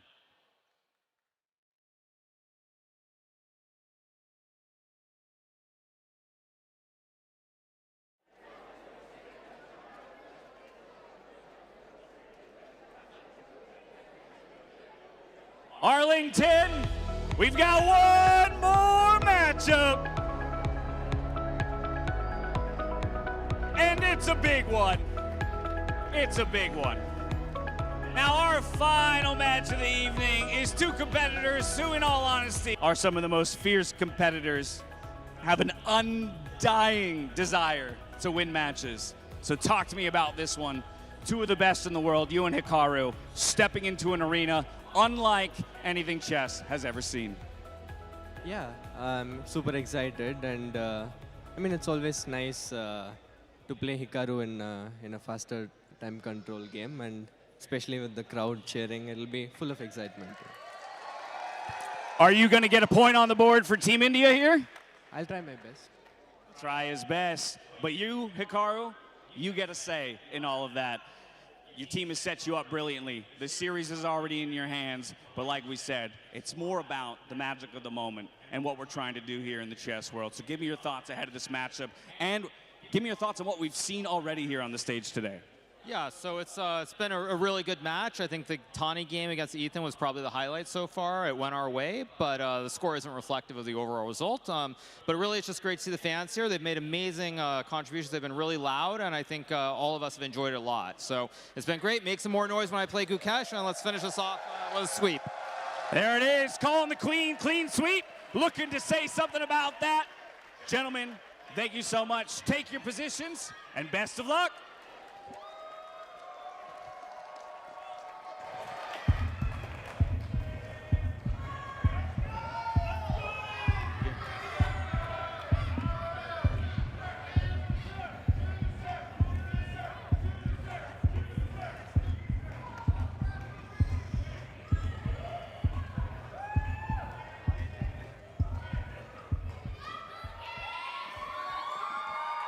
Hikaru, are you ready?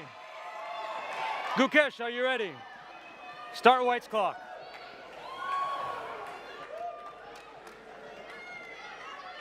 The game that we have all been waiting for has finally started.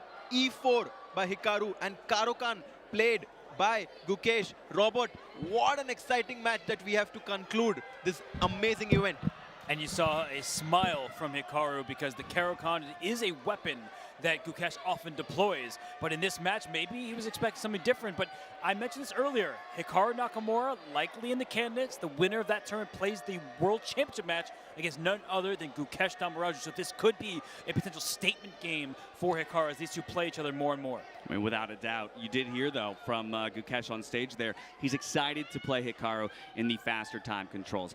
Again, I think maybe something that's over-talked about to a degree when it comes to Gukesh is trepidation around his ability in the shorter time controls as compared to classical. I think to a degree sometimes it's overblown when people play down his ability in the faster time controls, but what do you think, Arjun? I mean, he's the world champion. Exactly. I mean, he's the world champion, and you know, because he's always in the limelight, one mistake that he makes always is going to be in the center of attention, but I think that this is a great stage for him to kind of, you know, not only just get experience, but also test himself against the best in the world. I mean, Hikaru Nakamura is the best fast time control players in the world. I think this is a great stage for Gukesh. How about that? Getting a glimpse of some of the young fans in the crowd. We were talking about earlier how we hope events like this will prove to inspire young future chess grandmasters, like maybe this young man in the audience right there.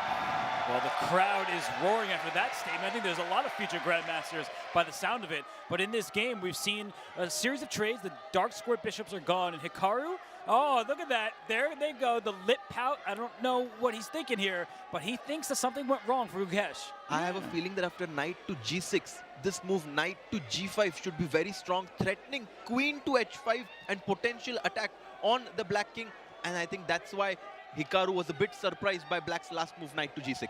Okay, so if that's my expectation, then already I'm thinking about Gukesh's, ability to respond to that. Let's say that the knight does jump forward. How do I start to defend against the checkmating threats that come in? There are going to be so many of them, and I think that's why Hikaru is sitting and thinking right now. It's a great moment because he could play knight g5 right away, or he could saddle black with these double pawns and later bring his knight forward. He can actually play this positionally if he wants, and Hikaru has become an increasingly positional player in classical chess, but not here. He loves the dynamism with the quicker time controls. A move that would have never been on my radar in a million years. Exactly. We were also focused on the king side, on the right side of the board, but pawn to c4, trying to get some pressure in the center of the board. He's trying to play on both sides of the board. I mean, Hikaru has a lot of experience in these shorter time formats, so I think we're definitely learning something new. Learning something new. We're learning that fans love to get loud at chess events, I'll tell you that much. They certainly do. They've been yelling. They've been having a grand old time. And the players, they're enjoying every moment of it. At least I should say Team USA is, because they're up 4-0. And you know Hikaru wants to end this match 5-0. He does not want to give India a single point. No, Hikaru is not the kind of guy who would be happy getting the series win while being the only person on his team to drop a game. I do think that would be really nice for the Indian team to win this match because, as Hikaru said, the score does not reflect how close this match has been. And I do think that having just 1 point would be amazing. To win the last game would definitely give Indian team motivation to do well for their revenge that might potentially happen very soon. Absolutely, agreed. We should also recognize just the fact that, the Team USA has had the advantage of being on the white side of every single game. They are the home team to the away, and so in the next version of this event, where both of these teams are playing again, and Team India is the home team, they will also get the white side. So, a small advantage as to be considered at the beginning of every game. And maybe that's, one thing to be thinking about when it comes to referencing, the closeness of the actual games. Exactly. I mean, even if you talk about the position right now, it's so close. I mean, Robert, what do you think? The queen goes to b8, the black bishop is on d7, but it does not. I mean, d5. Wait a second. Wait a second. Whoa. Is Hikaru doing a series of trades to get us to an even position so we can get down to 5-minute chess? Is he doing this for the fans? He very well might be.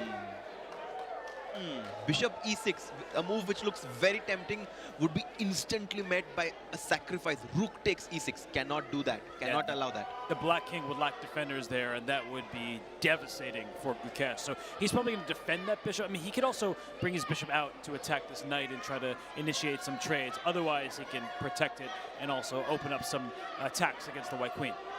It would be interesting, Hikaru kind of winding this one to a draw. I mean, he should only feel more and more confident as the time controls get quicker. He is one of the best speed chess players in the world. I mean, there is so much noise, but these two players, they're able to, just completely focus, just zone in right now. It's not easy. It's not easy to not affect so much noise and because we've seen some of the younger players, they maybe perhaps were not able to handle so much pressure, but I can clearly see that Gukesh and Hikaru are able to zone out very well. And I love this move from Gukesh. He brings his bishop out first, and why that's so critical is if Hikaru had a free turn, he would have brought his own queen over and tried to deliver a checkmate with knight and queen. So this move, bishop to g4, attacks that knight right away and says, I'm happy to trade your potentially aggressive piece. I need to get that off the board because the black king does not have many defenders. So the fewer the attackers, the better for Gukesh. Bishop to g4. Knight to d6, a move which looks tempting, would be a mistake, but he goes knight to e5, trading more pieces. Are we going to a shorter time format? Are we going into overtime? Looking for the trade of knights here at the center of the board. If it comes through, Hikaru has, I guess, the option of recapturing with the knight or the queen. It's e5. I think he'll take back on e5 with the knight, hitting the bishop on g4. Then the queen. Oh, actually, yeah, where does the bishop retreat to then? Probably then has to go back to e6, and I think white has more fun in these positions, because when we talk about bishop versus knight dynamics, bishops are inherently limited to 32 squares, their own color. The knight can be such a pesky piece, hopping from light to dark square. And whoa, queen takes e5, allowing his kingside pawn structure to be shattered. But this is Hikaru Nakamura, not so subtly saying, yeah, this game is heading towards equality. Yeah. Bam, bam.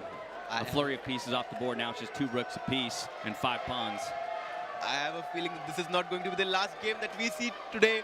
I think this game is going to head towards a draw. We might get overtime. Give us that 5-5. Bring us to that bullet even, if you will. Bit of a smirk on Hikaru's face. He's saying, yep, we'll continue to liquidate. Let's go ahead and get ourselves to a draw-ish position.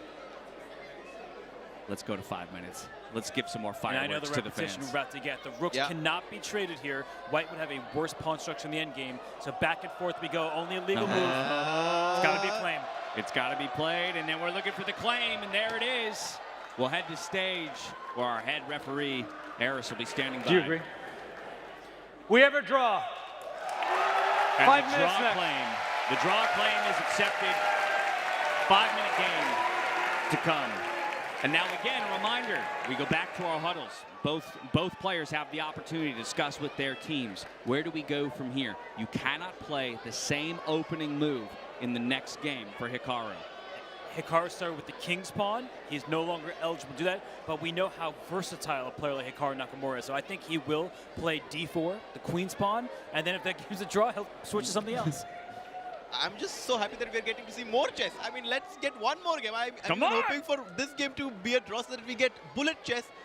This is great. I mean, I'm so happy that the fans get to see more chess being played between the current world champion and current world number 2, Hikaru Nakamura. I want to see pieces flying. I want to see pieces flying every which way. Get those claim buttons in. We've yet to see an illegal move yet. Again, still going to remind people that the rules within this tournament can kind of lay the groundwork for some crazy stuff to be happening that we haven't necessarily seen just yet, but it'll always be a possibility. Well, there may have been an invisible legal move that even we didn't see, because they have to claim it. True. That's actually a really good point. Again, still, a fact of the matter is an illegal move is made, and it's up to one player, the opposing player, to actually claim and call that illegal move out. Exactly, and it's so cool, this format where we have to press this claim button in order for any objections. Like, you have to press the claim button, the referee comes in and solves the issue. I think this is a very unique side that we are seeing into chess. It's super unique, and it's something that can only be done when you have partners as incredible as the likes of Tag Heuer. We put it to them, hey, we have this grand idea, but the current kind of confines and technical limitations of the game of chess do not allow us to fulfill that dream. Can you make it happen? And they delivered. Yeah, it's really awesome to see the increment only added when the players are under a minute. You see the clock tick red. They can't build it up to several minutes like you can in over-the-board chess, so in typical ways. So it's really cool to see the players. They'll be in time trouble, but it won't mean that they're necessarily going to flag, and that allows them to save games that they would otherwise lose in the clock. Yeah, it's also a haptic feedback clock. So when each player hits their respective button, there's actually a magnet that holds it down, which in effect just prevents more mistakes, right? You don't want to slip and accidentally, whatever it is. It prevents that very case from happening. But there you have it, the world number 2 and the world champion sitting back down for their 5-minute game of chess. Hikaru back with the white pieces. Gukesh looking to get a point on the board for Team India. Start White's clock. Signal has been given, the handshake is extended, and there you can see the time ticks down. No way. What? The For F4? The bird's opening is going to be played by every single American in the next 2 years. Well, that's good for India in future versions of this event, because it's typically not seen at these high levels for a reason. But I will say that, everyone would have thought that it was Hikaru giving preparation advice to Levy. No, the other way around. Gotham tells Hikaru what to play on move 1. Now, I'd put money on the fact that Levy was the one who convinced him to go for it. And C5, I like that Gukesh is immediately undermining that pawn structure. He's putting pressure on that d4 pawn. And after d takes c5, I have a feeling that the black queen might jump into a5. I mean, from my untrained eye, I love all the positions of white pieces generally, right? Again, I've got most of my minor pieces, barring that dark squared bishop, out on the board. I've got multiple pawns controlling central squares, so feels like a very stable position in which I've worked towards the principles of chess as I know it. And now, as Harjit mentioned, it's about Gukesh trying to find ways to undermine that principality that I've played Right, through. because what White's whole setup was geared to stopping Black playing pawn to e5, and that's still not really available. But Black decided to strike with the other pawn. And this bishop now, is instead of staring into a pawn, it stares through its own knight into enemy territory. And I like Gukesh's play. Quickly develops that bishop. He can later try to strike in the center, but this pawn on f4, that's the problem, Dash, is that you often want to push it backwards to cover key squares that are currently vulnerable. And look at the Indian team. They're happy with Gukesh's position. They're happy with his time advantage. They're happy with the technical advantage that he has because the bishop on c1. The bishop on c1 is a bad piece right now. And we know that in chess, activity is very important. Black surely slightly happy with the position. Hikaru definitely wondering why he listened to Levy. Yeah, we need to get a shot of him darting back with glaring eyes towards Levy. What did you make me do? I mean, just a worse position for White. Even this last one, King H1, right? You're throwing your king in the corner. You're don't have an attack. And B3 played. I mean, that is just a risky move because after knight takes knight, if the queen takes, there's a bishop staring through the diagonal. That's usually bad news for a queen. So after knight takes, maybe White take with the pawn. You give yourself an isolated queen pawn, an IQP. That's not good news at all. Let's go, Guki. Let's go. There it is. This is the best position that any of the Indian players have had from the opening. Okay. So is that pawn our target? Is the game all about d4 right now? Yeah, that's a huge weakness, and Black's pieces are already ready to stare at it. I know there are some others in the way, but that's what, the legends of the game from the past, Capablancas, the Nimzoviches, learn your chess history, everybody. Some great names there. You want to blockade the square in front of the isolated pawn so the pawn can't push very easily. And here, tactically, it cannot push because after knight takes, there are problems down the diagonal here. So that's why Hikaru decides to push in the other way, and he's trying to go for an attack. But Harshit, I'm not really believing in it. I don't really believe it. I want to put pressure on the d4 pawn. Now it looks very weak. Usually, the white bishop wants to go to b2, but now that the f pawn has moved, it kind of just feels like the dark squares are very weak in white's position right now. Gukesh has a time advantage, but he still needs to understand which pieces to exchange. We always talk about like what pieces are important and what pieces we want to trade. I think right now it would be nice to trade those knights off. Why not just take those knights off the board, play knight to e4, challenging that knight on c3. Great move. I think it's a really smart play there that you're suggesting because Black doesn't want to fall victim to an attack that does look a bit worrisome, opening up the f-file, but there's that rook, the castled rook, sitting and protecting the king. So if the knights come off the board, if this knight is not here, the bishop can then trade, and the Black king will feel very safe where it stands. But here we have the clocks rather equalizing in this moment. Again, Gukesh probably recognizing that he is in an advantaged position. Dash, am I seeing these heart rates correctly? I mean, I'm going to believe the tech here. Hikaru's heart rate is very high. And he's got the red heart, which tells us that his stress levels are high. It's not just about the heart rate itself. It's also about the stress and anxiety that you're feeling. Goes for knight d5. He captures with the bishop. And I think I like this idea by Hikaru not giving up that knight on c3. It does feel like Black should be slightly better, though. He goes back bishop to 6, the pawn on d4 is hanging now. These top players, they love that bishop pair, and as Harshit just said at the end, that pawn on d4 is hanging. You'd love to push it, but not so fast. There's a knight loose behind that pawn. So I actually don't really see an easy way to defend the pawn. The good news for Hikaru is that if this queen ever leaves its starting square, the e7 pawn drops in return. So it's kind of like a fancy trade, but I think that Hikaru needs to prepare for that series of events, maybe by defending his knight first, which will be loose if d4 drops. The bishop on g7 is not a bishop, it's a rocket. I mean, look at the way it's eyeing on that pawn on d4, that knight on c3, and also in the end, the rook on a1. All of them are under attack by that bishop on g7. Can I evacuate the knight? Okay, well, Hikaru's going to make a decision. He's going to retreat the bishop to defend that pawn. I was thinking maybe a backwards knight move, effectively defending the pawn at the same time and moving that knight out of the long scope of the bishop in its eventuality. He goes a different way. I'm willing to say a better way without even looking at the engine. You say a better way, but I do think that Hikaru's been in trouble. But that last move by Gukesh, a teeny bit careless. A nice shot from Hikaru, giving up a pawn, sure, bishop takes knight, pawn takes bishop, then that pawn can be captured, but now there are tactical possibilities. I actually think this was a great shot from Hikaru, the only real chance at queen d7, a slip from Gukesh. He's so alert. You give him one chance and he bounces on that opportunity. Red border. Red border. Yes, he takes. He takes. Best move, of course. Hikaru Nakamura is completely back in the game. He is, but he still has the difficulty of this d5 pawn, and Gukesh has some easy moves to make, like rook a to d8 right now, put pressure on the pawn, but Hikaru's going to bring his own rook up to c5 to aggressively defend that weak point. Gukesh trying to think if he wants to bring the rook on a8 in the game or the f rook in the game. He goes for rook a d8. Very logical. Rook to c5. Protecting the pawn on d5 and hitting the queen on b5 seems like a good move for white right now. Everyone in the audience very keenly analyzing the position. Very curious who's going to win the final match here. Yeah, still many of our fans making their voices heard, but I also can feel that others are, there's a feeling of intensity that's starting to fall, a blanket of intensity over the audience as they're realizing the complications of this position and how it really is still any man's game. Look at that move. Bishop tucked away where the king usually resides after you castle. But I think he's just trying to make sure that he has no LPDO, loose pieces drop off. So he's keeping his bishop on a safe and protected square. It also covers the back rank so there are no checks.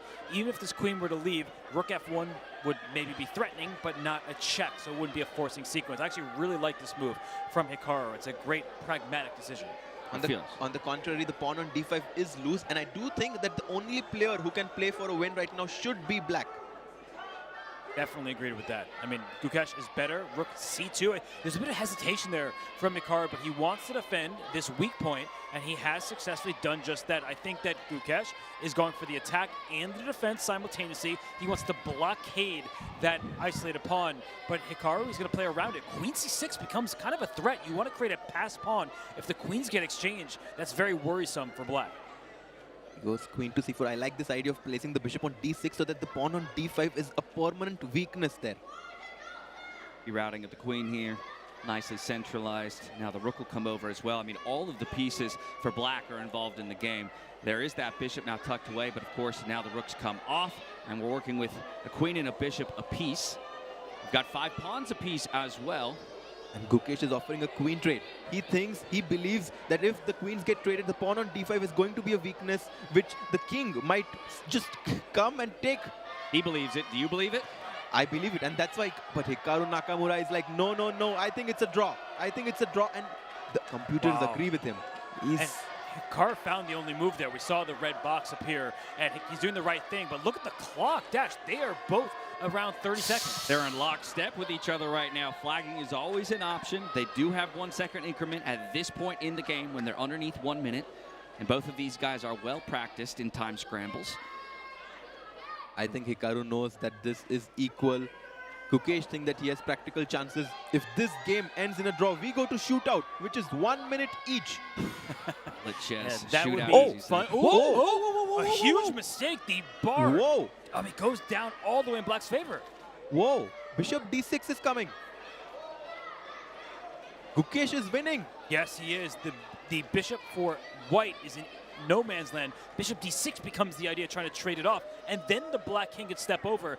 This is an attack on this pawn. I think you just defend it, and I don't think that white can stop the king from going over. Yeah, definitely something you guys will have to revisit in the analyst segment in terms of where that critical moment occurred and how it flipped in Gukesh's favor. To d4. Oh, but he made a mistake. Gukesh has returned the favor to some extent because now it's back objectively to equal territory. This is the difficulty of the moment. Again, we've got the benefit of the engine. It feels easy to us, but they are working with 15 to 20 seconds apiece. They've got 1,000+ person audience making noise around them. This is a brand new environment for these players, even with how experienced they are in the professional chess world. And Gukesh is shaking his head there because now after a4, the pawn on a5 is on a dark square, which means that the white bishop can attack it now. Bishop b6 attacking that pawn, as I was just saying. Yeah, this was a decision you don't really enjoy from Gukesh's perspective. But both players, they are really low on the clock, and there could be a mistake here from either side. You have to be very careful not to drop a pawn or allow a trade that liquidates into a problematic endgame. 7 seconds for Hikaru. He has to make sure he doesn't lose on the clock. Oh, whoa, we're going to get a race. All right, more pawns come off the board. Still equal material at this point, but there are no pawns sharing a file with their counterpoints at this point. Hikaru's clock is very low. It's Gukesh who's moving with great speed and precision. Oh, he takes the pawn. Oh, and all the pieces have been traded. Bear kings on the board. It's a draw. They know, and it's a draw. There's not enough material to deliver a checkmate. The draw's been called. We're going to our first shootout. Oh. What a finale that we have here, guys. For real, for real.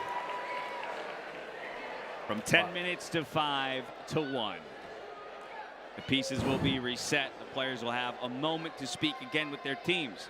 And now, once again, a reminder. E4 off the board.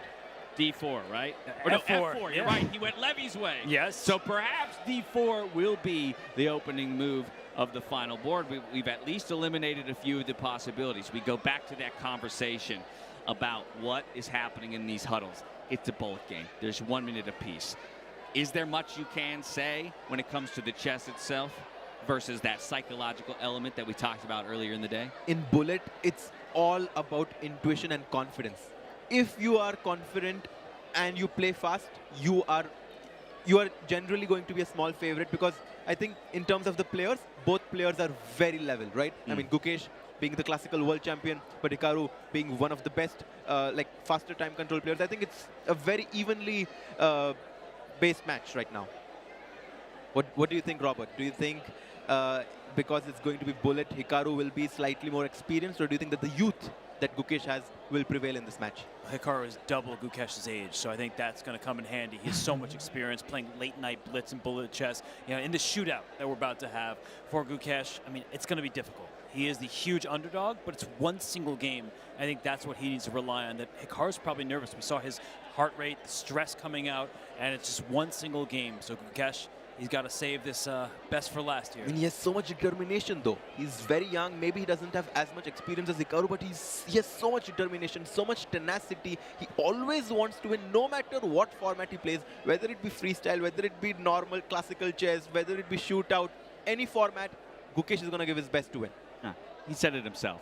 I'm excited to play Hikaru in shorter time controls. He may well understand that he's not the favorite in that situation, but that also to me speaks to the level of competitor that he is and the type of ethic that he has that has led him to the World Championship. You have to stare down obstacles that have beaten you before. You have to overcome past failures to become the greatest in any specialization. And for him, okay, I might be world champion in classical time controls. I might not have the edge against Hikaru, but I'm excited to come up against that obstacle. I don't fear it. You got to slay the beast to become the beast. And Exactly the world right. champion is typically the beast in chess. And Gukesh is that kind of beast. And I actually think we've been talking about statement wins. That if Gukesh beats Hikaru in Hikaru's own game with no time to start, 1 minute per side, I think that actually sends a message to Hikaru Nakamura that, hey, this world should not take me for granted. That I know I don't play as much speed chess as you, but I can handle the pressure and I can handle the spotlight. And I think that the world champion would love to make that statement against none other than arguably the best historic player in 1 minute chess in Hikaru Nakamura. Statement could be made here on the Arlington stage that reverberates throughout the world. And Gukesh, again, trying tooth and nail to get a point on the board for Team India. Again, we kind of talk about how much that would mean just from ending the event on a high note and maybe then looking towards, okay, let's flip the script. And when we've got the white pieces and you're on our home soil, we're going to do to you what you did to us. Whoever wins the last game wins it all. Quick rule change. Should we huddle up? What does the referee have to say about that? No, it's not so much. Not so much. But again, pride is on the line. And at the end of the day, competitors at the highest level in any sport, they want to win.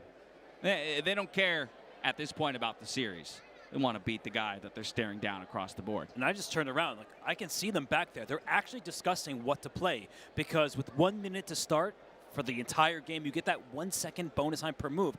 That's not a lot. So if you make an egregious mistake on move 8, the game could be over right there. What would you want to see when it comes to the bullet and the idea of playing to intuition? Do you want to see a first move made that is like within my wheelhouse? So I'm Hikaru, play the most classically known opening move for myself and what I know the best, or throw the curveball, throw the thing. I know neither of us know what's going to happen after I do this. You know? I think when the time control is the shortest, you should always play what you play in classical, because you have so much experience in it that you will be able to find the ideas more intuitively. And I think that the shorter the time format, it's usually a better idea to play what you know best.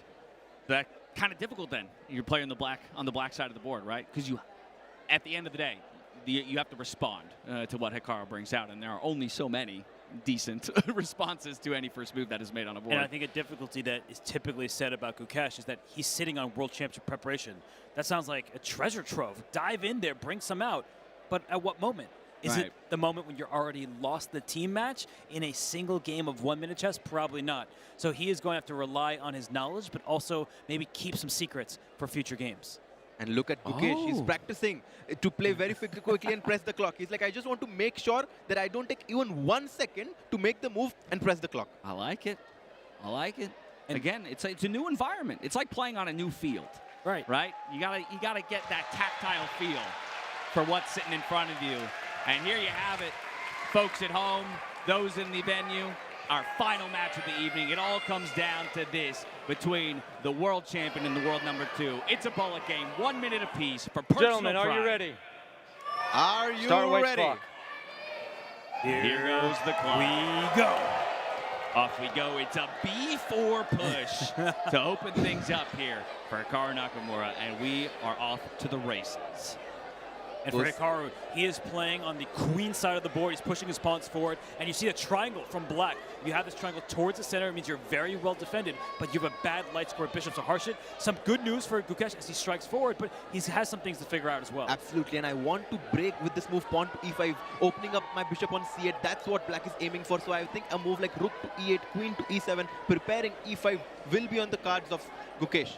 And I think you're right, but he wanted to take first. He didn't want his bishop shut back on b8. He's now trying to chisel at White's impressive pawn structure, connect forward, David Howell's favorite game. But right now, Gukesh is trying to get any of his pieces developed. I mean, that knight just wrapped around.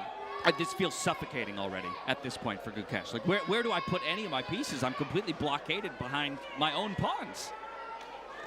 And now Hikaru has managed to put his knight on e5. The knight on b4 had such a long route to come there, and I think it just gave White too much time. And again, knight to e8. Brilliant. Brilliant move from Gukesh. That is a pass pawn. The best piece to blockade a pawn is a knight because it stares over the pawn into the position. This, for example, bishop on b5 can eventually be captured. The evaluation is turning in Gukesh's favor. Amazing play from him. Wow, what understanding he has shown in this setup. Maneuvering his knight from f6 to c7, blockading that white pawn on c6 and queen to a8. The move that you highlighted, I love that idea, Robert. Yeah, I'm drawing the arrows for everybody at home. The queen comes to 8, and many white pawns are vulnerable. That's why Hikaru's Let's go, strike. Gukesh. Let's go. Yeah, Gukesh has an opening here. Now it feels like Hikaru's just saying, I'm going to blow up the position. Yeah, I'm just going to blow it up. He's trying his best, but look at the clock, by the way. It's Gukesh who has the lead. They both have green, which means they're not overly stressed, but look at Hikaru's heart rate. I'll tell you this much, only one of them was out there practicing, hitting the time controls, and right now it seems like it's working well in the favor of Gukesh. It is, but I would say one thing to fear if you're Gukesh is the black king. It feels like it doesn't have that many defenders. White's king is safe and sound, and after a move like this, watch out, knight g5, queen h7, do not blunder that pawn. He goes g6, he stops the threat of queen takes h7. Look at Divya, they're all so nervous. Locked in watching this game play out. Black is up a pawn here, but Hikaru is going to find some tricks, like always, and Gukesh has to be precise until the very end. But you said one pawn, that's a second pawn that can be captured. He takes it. Does in fact take the pawn. Both players have just above 10 seconds right now, and trades are happening, but look at Black coordinating those pieces. And then Hikaru putting pressure on that f7 pawn. He just picked up one pawn, so he's down only one pawn now. Rook back to c4, knight to e4, played by Hikaru. The tides have turned. Look at the clock right now. Gukesh under 6 seconds. He is in big trouble. He's making moves quickly, but it's difficult. But if you take that knight, the bishop is unleashed, and that's really annoying for Gukesh to do. He does take it. That's a really risky decision. I would be very scared to do that because, as you said, if the white queen ever gets on e5, it's going to be very scary. But how do you get there, right? You need your queen somehow to get to f6. Knight comes. Rook takes d5. What? Rook takes d5. Queen f6. That's the. And he stops it. I think Gukesh spotted it and he immediately played Queen D7 because he knew he blundered Rook takes D5. Oh, but he finds it the second time, Queen F6. Oh my goodness. The audience can feel it as well. Just like that, a quick shift in the feelings of the audience, the players themselves. 2 seconds to work with here for Gukesh. Oh, it's definitely not over right now because black has 3 pawns from the bishop. There's a lot of checks. The white king is exposed. Black made 1! Wow! What a finish!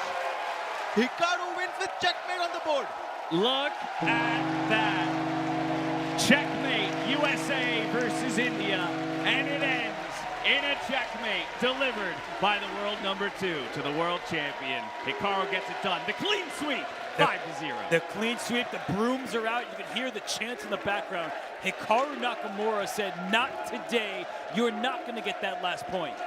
Man, Gukesh at such a good position with Hikaru Nakamura. I mean, that's why we say that he's the trickiest of them all. It's his comfort zone, man. He seems to only get better as there's less time on the clock. Let's go to stage now. Jules standing by with the team captain of congratulations USA. on the finish. I must ask, what did you talk about with your teammates back there? And did it influence your opening decisions? Well, we were just discussing what the options were. First, I played E4, then I played F4 to copy Levy, and then I just thought, play B4, why not? The orangutan's a good opening. So it worked out, but I mean, to be fair, Gukesh had many opportunities to win, so it could have gone either way. All right, thank you so much. And a big congratulations. Let's give it up for Hikaru.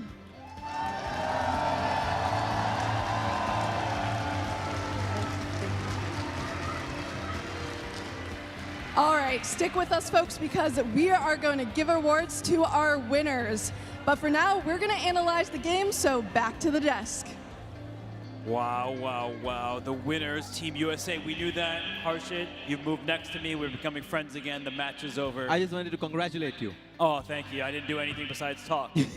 So I appreciate the kind words. But in all seriousness, that was an awesome match. That was an awesome match. I mean, we got to see so much chess today. And talking about that last match we just had, the first game ended in a draw. We went to the overtime, 5-0. Also ended in draw. Finally, shootout. Robert, can we go to the critical moments from this final let's look shootout game? At the X's and O's, because in this position, the bishop on B2 is staring into its own pawn. Not the best piece, but after the trade on C5, that bishop now has a new lease on life in this game. And objectively, Harshit, black was better, but we know when there's no time on the clock, when your king is unsafe, it's very difficult to defend. Exactly. Even though the machine liked this move, bishop takes c5, both of us immediately realized that, you know, this is bad news, because at some point the queen is going to come to f6 and give mating ideas, and that's what happened. That's exactly what happened in the game. Yeah, as we continue forward in this game here, there were some mistakes right there. After instead of h4, rook takes d5 was available. The whole point, everyone, is the queen gets in. So you take what seems like a free rook, but in comes the queen. And after this, the rook takes away that last escape square, and there's checkmates everywhere you look. So in the game, instead, we saw the game continue like this. And actually, at the very end, there were mistakes from both sides. White is winning here. Okay, they're not going to play perfect chess.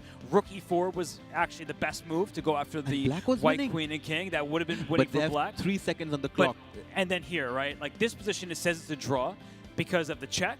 But after king h3, Harshit, what move did black have to play? What do you do when you're under duress? Just give checks. Queen c8 check. Exactly. And I think black had a perpetual here.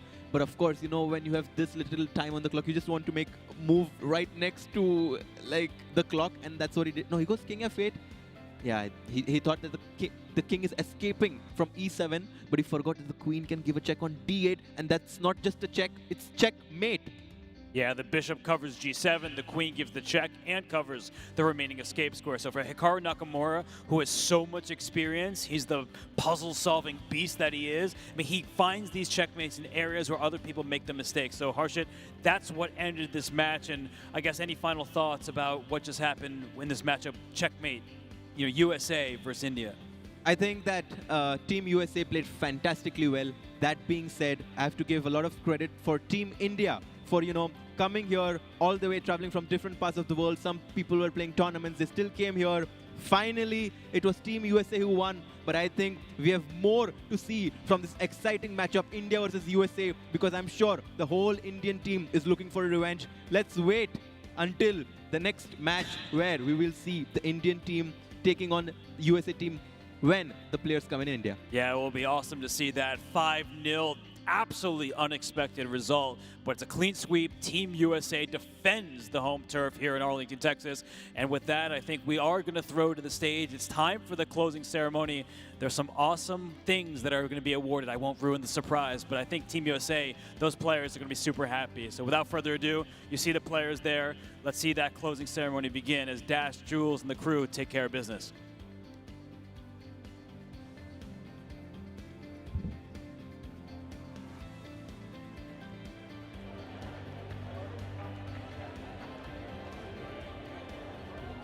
Everyone, please join me in celebrating your inaugural Checkmate champions. It's Team USA!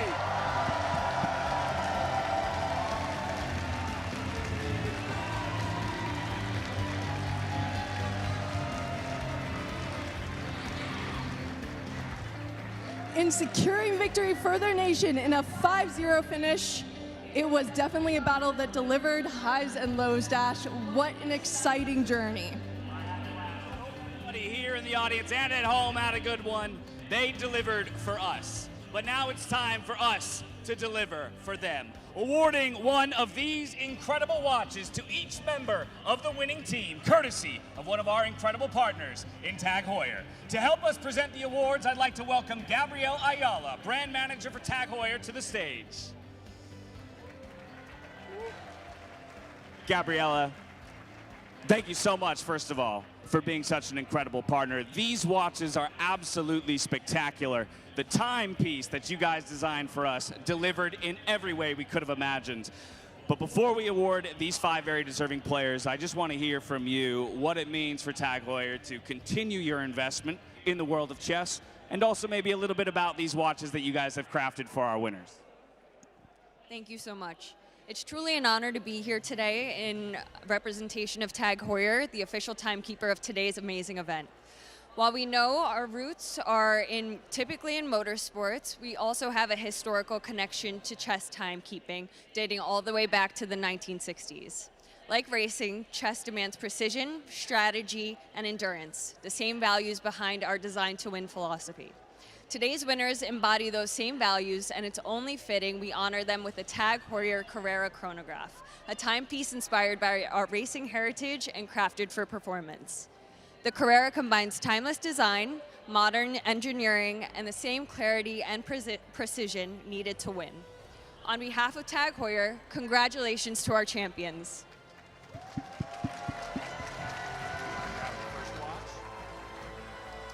So with that, let's hand out some incredible watches to some very deserving players. First up for Team USA, give it up for Fabiano Caruana.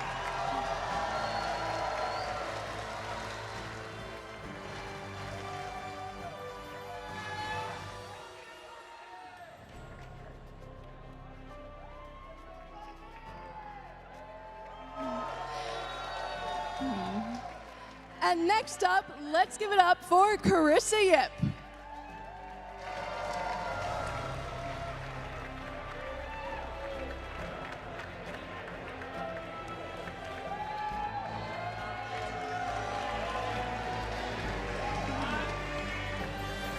Sorry, we got our order wrong there. Thank you so much.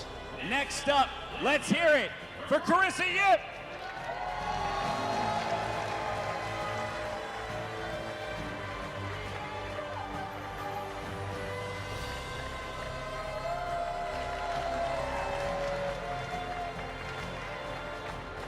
Let's hear a round of applause for Levy.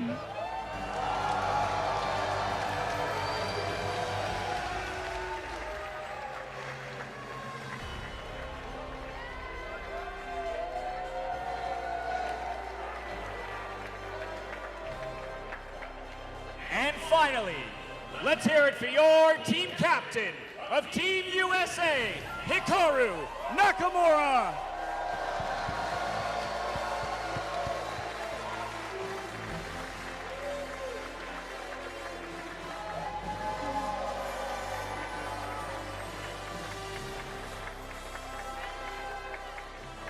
Wellington.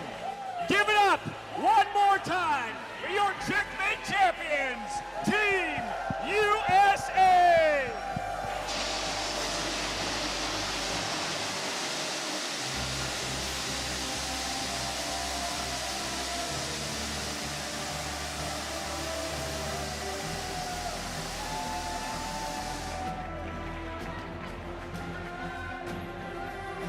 We would like to thank everyone here who's watching and everybody who's watching at home and all the amazing energy in the crowd. Can you just hear all the energy? Thank you for bringing yourself out here tonight. Keep those chants going to celebrate this incredible team. And as this team continues their own celebration, we want to thank all of you here in the arena and all of you at home for being an incredible part of this brand new endeavor. Not just you, the fans, but to all of our incredible partners who helped to make this possible. Stay tuned for the next one, because hopefully this is the first of many. And until next time, stay healthy, stay safe, and be good to each other. Good night.